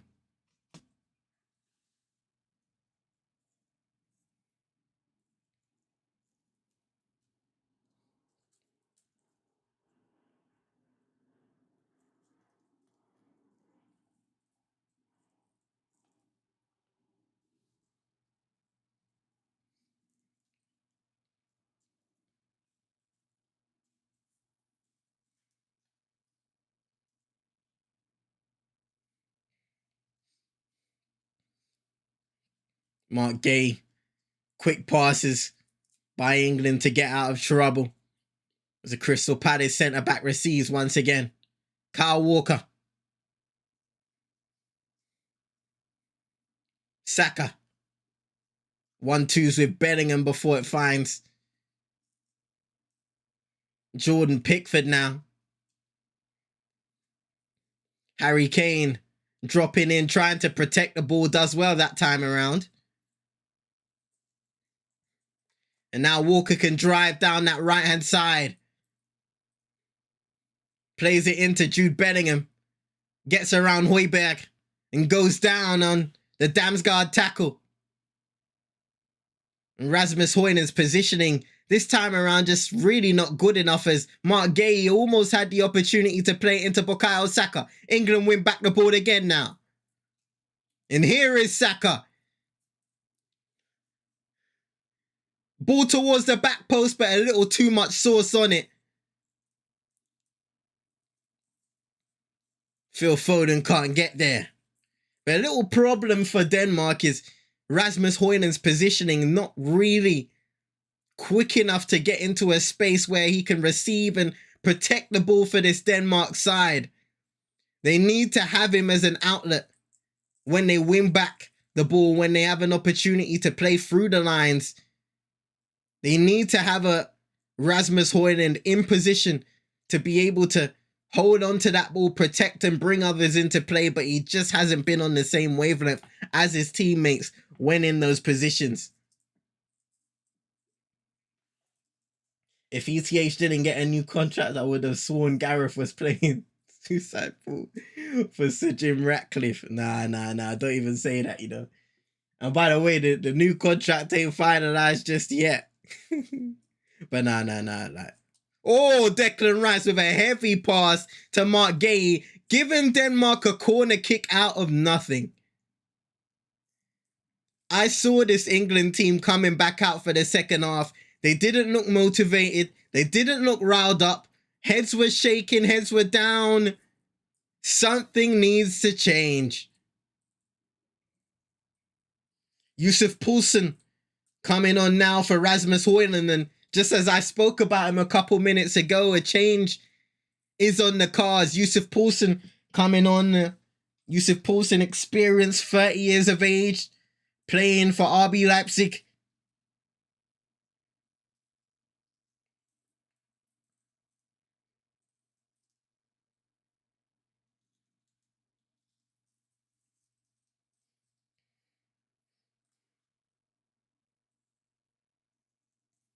Christian Eriksen to take the outswinger this time around. Vestergaard couldn't win the initial header. Still in possession though, and a strike by Damsgaard! Pickford able to take the pace out of the strike.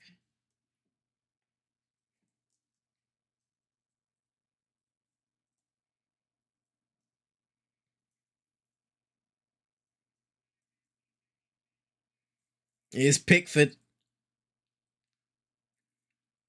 Trippier. Now Foden giving it to Declan Rice.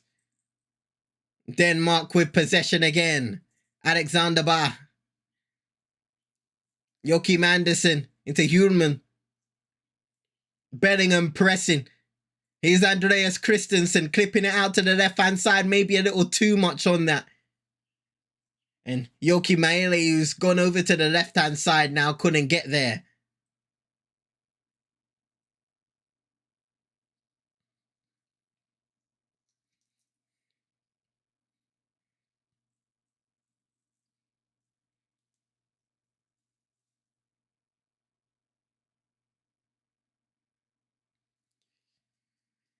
And now, Ollie Watkins, Eberechi Eze and Jared Bowen are all coming onto the pitch. A triple substitution by Gareth Southgate. Phil Foden will be the first person departing. Replaced by Jared Bowen. Harry Kane coming off the pitch now for Ollie Watkins. So the changes that people were asking for, the drastic changes. Bukayo Saka is the other guy coming off for Eberechi Eze of Crystal Palace.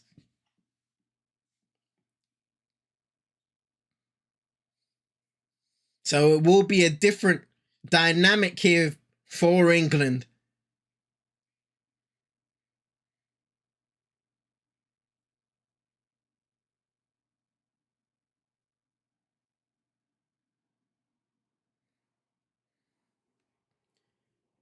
As the sun shines now in the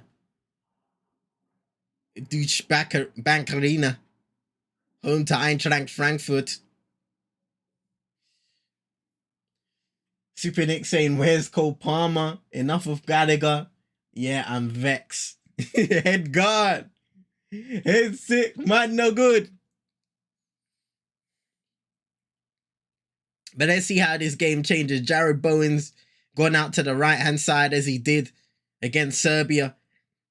Eze looking like he's going to be the one on the left-hand side, which, for me, I hope provides a change at least as a guy who's going to run in behind. And Ollie Watkins, of course, possesses more dynamic movement at this point of his career in comparison to Harry Kane, as he tried to run in behind but had to check back to prevent being offside. The ball was not there that time around. Here's Kyle Walker though. A poor ball out the back by Denmark. Bowen picks it up and wins a throw-in. Gallagher. Walker took it quickly. John Stones. Bellingham bouncing it into Gallagher. Bellingham around the corner to John Stones again. Declan Rice. Now Eze.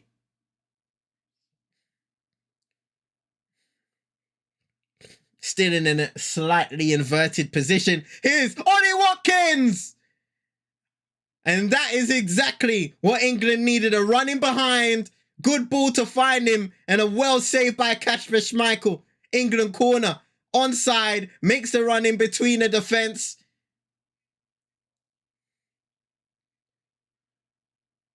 And Kasper Schmeichel stayed tall, stayed strong. It was a good ball through on goal by Jude Bellingham initially.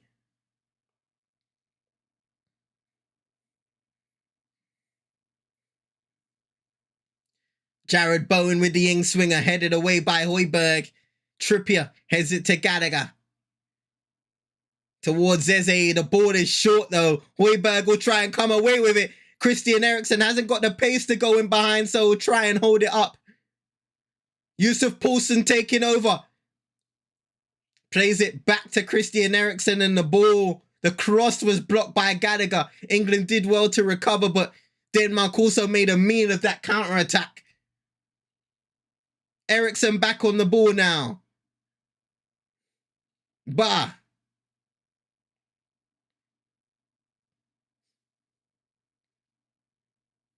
Vestergaard. Playing it into Mele. Vestergaard into Eriksen first time. Lovely touch. And a long-term strike by Højbjerg. Pickford parried it. And a foul by Mele. He enters the referee's book now as Jared Bowen goes down and wins his team a much-needed free kick to relieve the pressure. Højbjerg with a little pot shot from distance. Testing the English goalkeeper.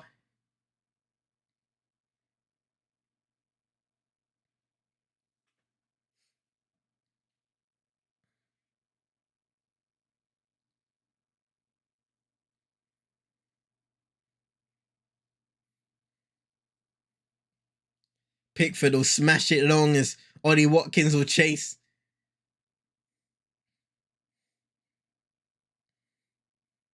He's Ullman. Oh, gives it away to Ollie Watkins. Good defending this time around by Joachim Andersen. And that'll be an England corner again. You can see a bit more life in that attack of England since the changes have come into play. And Ollie Watkins has been a big part of that. Just putting that Danish defence under pressure slightly more. Or a lot more than the original starting 11 did. For the majority of this game, at least.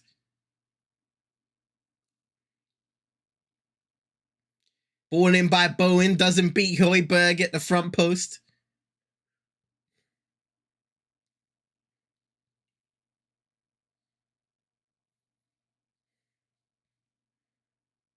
Kyle Walker plays it forward to Bowen. And that's a throw into Denmark.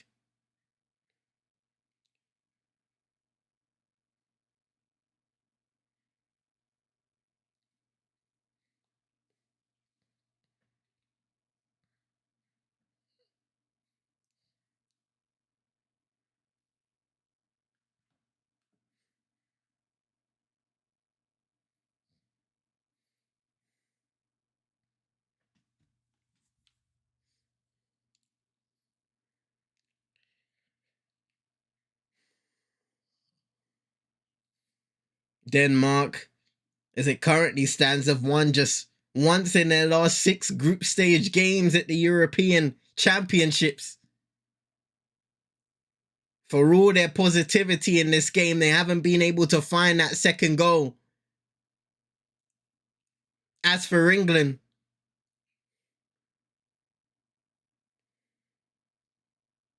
they'll be looking to find a winner with the changes that they've made, now 4 in total.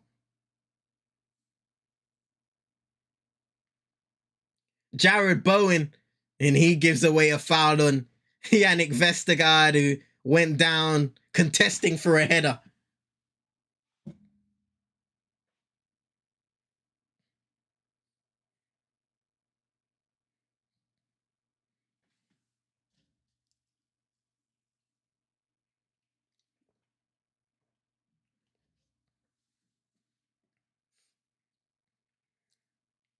Here's Bar. Plays it inside into Morten Hulman. A good little touch inside. Eriksson finds Højbjerg. Looking for the long-range strike again, and doesn't take a deflection, doesn't trouble Jordan Pickford, who rushes Kyle Walker to try and get that ball forward as soon as possible. Tries to combine with Gallagher, ball given away again. This game is making me sick saying Super Nick. I know a lot of England fans are feeling that way too. With the way it's going, less than 15 minutes of regulation now.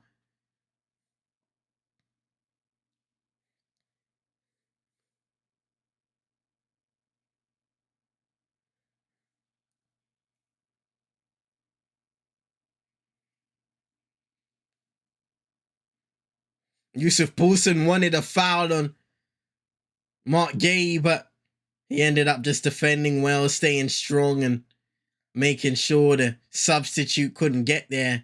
A little tussle.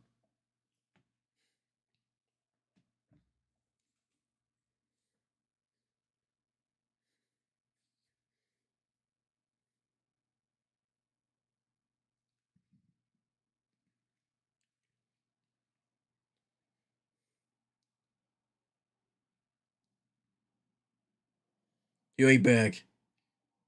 Oh, it's a heavy touch there, almost presenting Ollie Watkins. Oh, it may have been Jude Bellingham with an opportunity to pinch in. Here's Declan Rice now. A bit of space to run into. I think that's what they'll be urging Declan Rice to do, just a little bit more in future games, maybe for the rest of this game. Take the ball forward. Try to make something happen. Force the issue. They need to stop doing that on social media and actually practice together. Hey, Super Nick. Ollie Watkins ball forward. He might not get there, and he doesn't. Can't keep it in.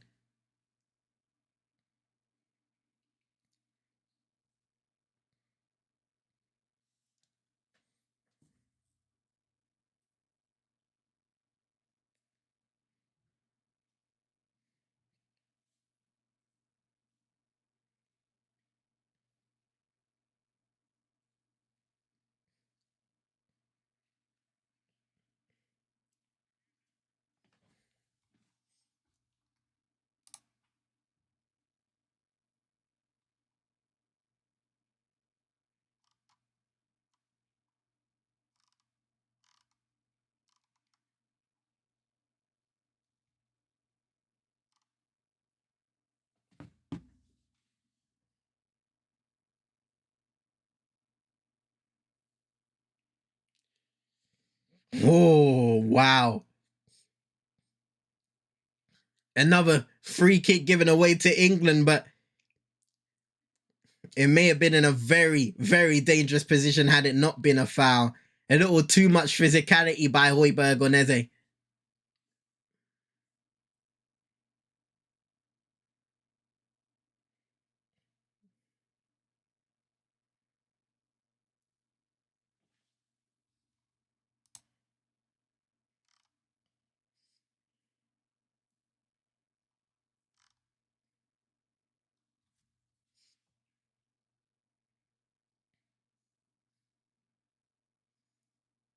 Here's Alexander Bah. Giving it to Joachim Andersen. A poor pass there by Morten Hulman, who pushes his centre back a little further back than he wanted to be. Kasper Schmeichel finding Andreas Christensen of Barcelona. And a poor pass Mikael Damsgaard clipping it out for an England throw-in. Apologies, a player that received was Vestergaard.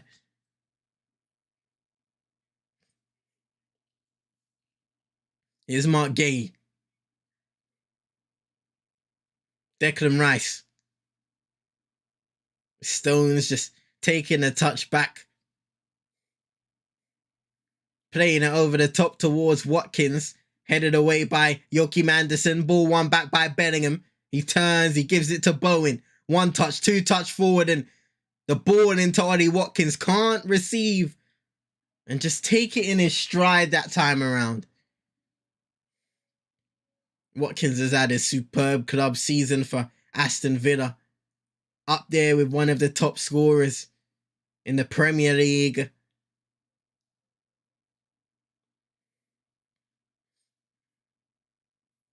Achieved Champions League football. Also, Christian Eriksen coming off the pitch. And Morten Hjulman also exiting the pitch. His excellent strike to level the scoring after 34 minutes is what leaves us in this position right now with less than 10 minutes to go of regulation time.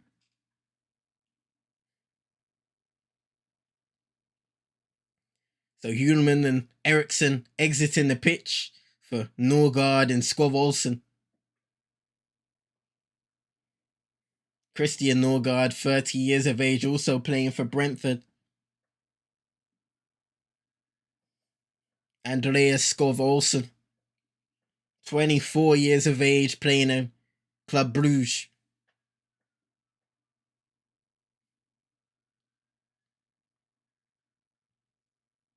Declan Rice, a little sloppy in possession. Not the first time we've seen him deliver in that kind of manner as he receives the ball again. And hold on a second. Gay gives the ball away. Alexander Barr wins it. Numbers in the area and he recovers. What a recovery by Mark Gay. You can say Barr took a little too long on the ball. But don't let that take away from the fact that the recovery from England's number 6 was absolutely brilliant. Sliding in and salvaging at least a corner kick.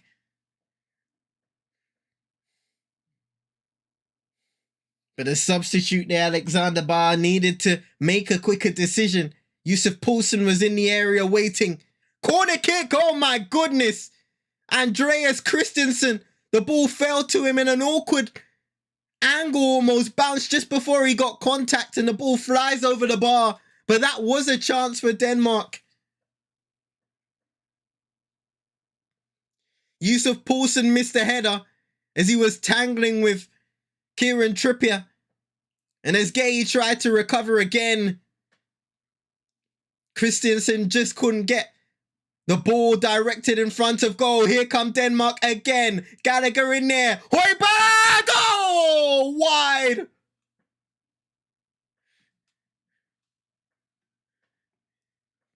Gareth Southgate is asking for heads to be screwed back on.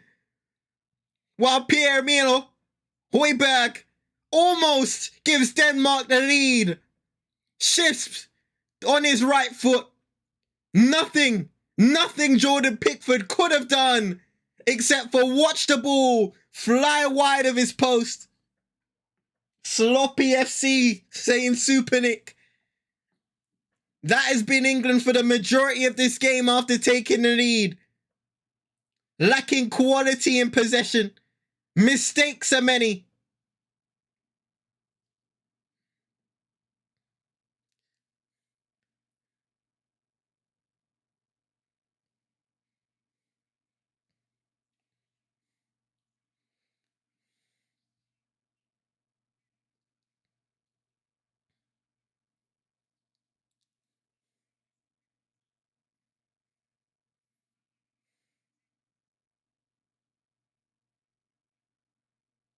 Mark Gay lasering that one forward towards Bellingham, who can't win the header. Gallagher and Bowen contesting for it, but Maele comes away with the ball here for Denmark. Knocks it back And now here's Højbjerg, almost won the game for Denmark, switches to play towards Alexander Barr. Can he get there? No, he can't. England throwing.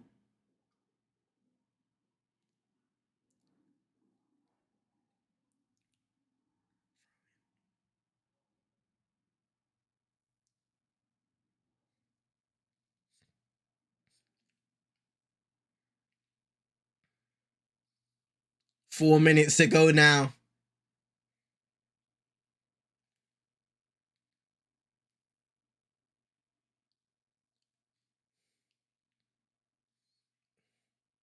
Eze and Rice combining. Almost gave away possession again. Yusuf Poulsen got ahead on it. Conor Gallagher does well to win a free kick for England. And a booking this time around for Christian Norgard.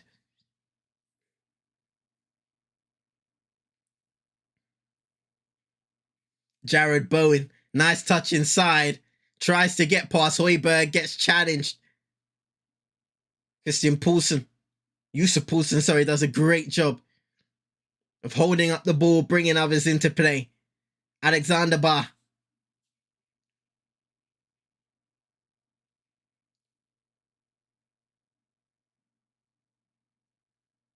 Højbjerg.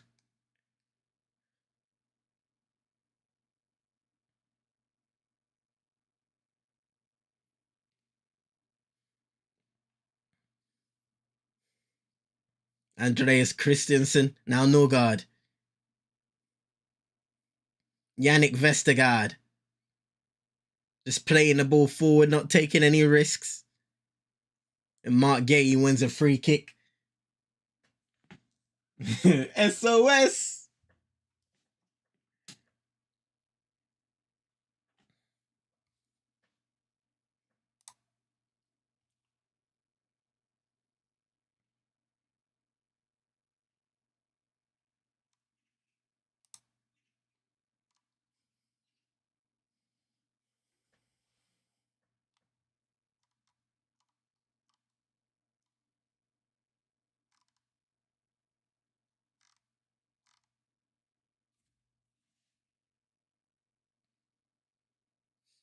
Kyle Walker receives by... Oh my goodness. Oh my.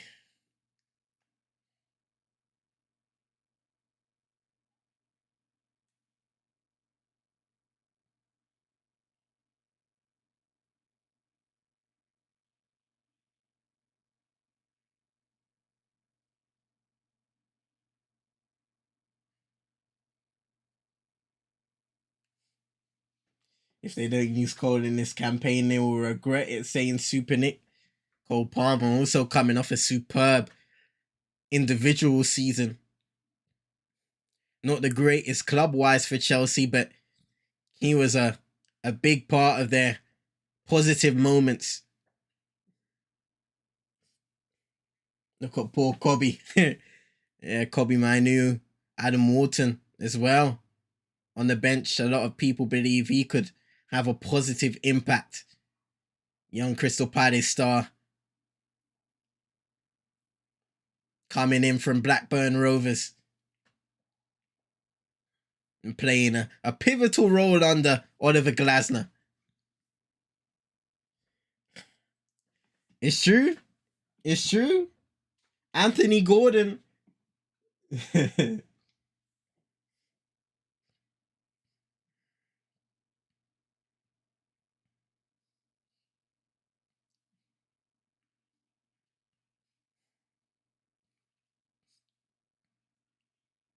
Eze is fouled by Joachim Andersen. Club on club crime. Supinick saying, I'm tired of Gareth Ball. Well, thus far at least, as there's 3 minutes added time now. Bellingham wins a free kick just inside of England's half.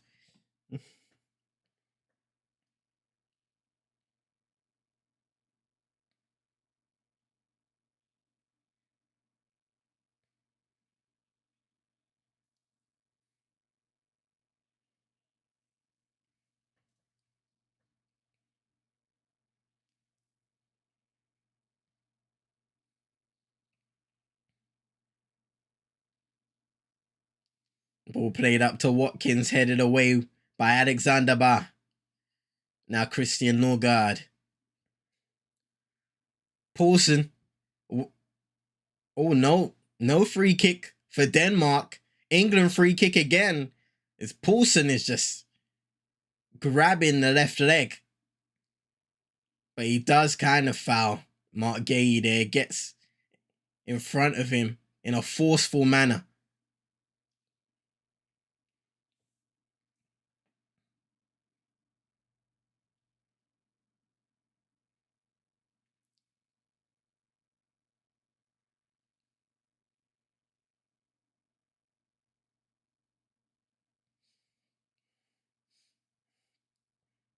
One and a half minutes to make a change, to make a difference here. Trippier plays it back to Jordan Pickford, who goes long. Is there a winner in this, or will it end in a 1-1 draw? Here's Norgard. I feel like I need a pint and I don't drink. Hey, Super Nick. It really be like that, man. It's been one of those second halves, hasn't it? From an England perspective, you can feel the frustration. I think even Denmark will be disappointed if they don't go on to win this one, which it looks like at this moment of time is going to be the case.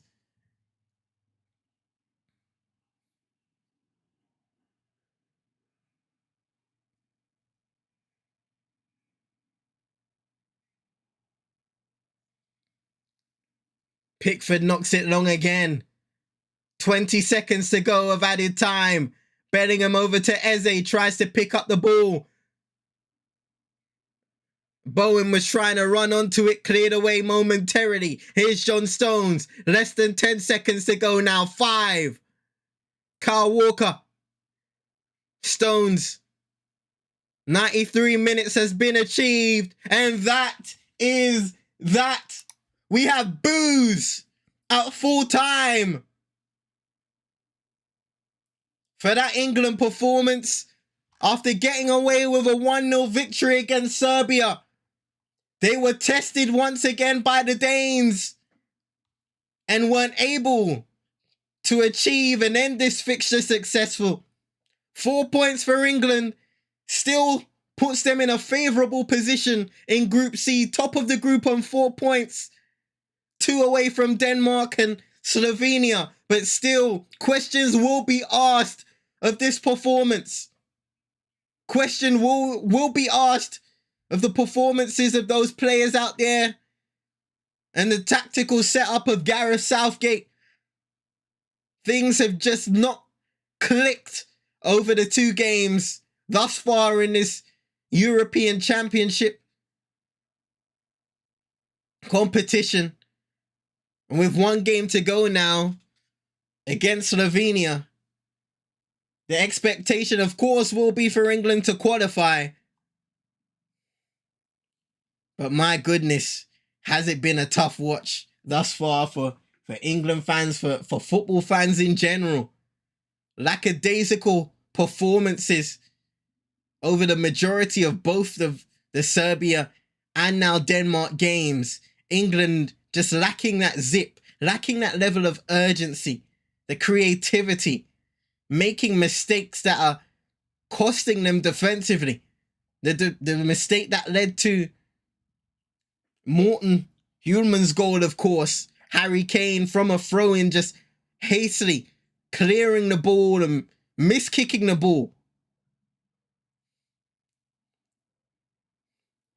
Denmark will be pleased with the performance, potentially not pleased with the result. They would have hoped to come away with a victory in a game where England were once again off their game, but my goodness, Super Nick saying every game gets worse. Next game will be if he starts with the same 11. I don't think Gareth Southgate can start with the same 11 in that final game against Slovenia. Playing with fire, if anything, I would say. But ladies and gentlemen, I'm going to get off now. Thank you to everybody who came across. Super Nick, Kings Football Show, Pros Only Sports. Make sure you catch us later for the Big Free NBA review show over on Playback, and it will be showing on Pros Only Sports on YouTube as well. Shout out to Paxton, Will Expressions, everybody inside. Enjoy the later game as well. We've got a good one. Spain versus Italy in Group B. Match day 2. Let's see how that one concludes. Enjoy it. 8 o'clock kickoff for that time. Ladies and gentlemen, you can look out for the United Twins doing some European recaps. Of course, Copa America watch-alongs to come as well over here on this channel. Make sure you have a wonderful rest of your evening. A good end to the week. Enjoy the football. Enjoy the sunshine. And until the next time, I will see you lots in a bit.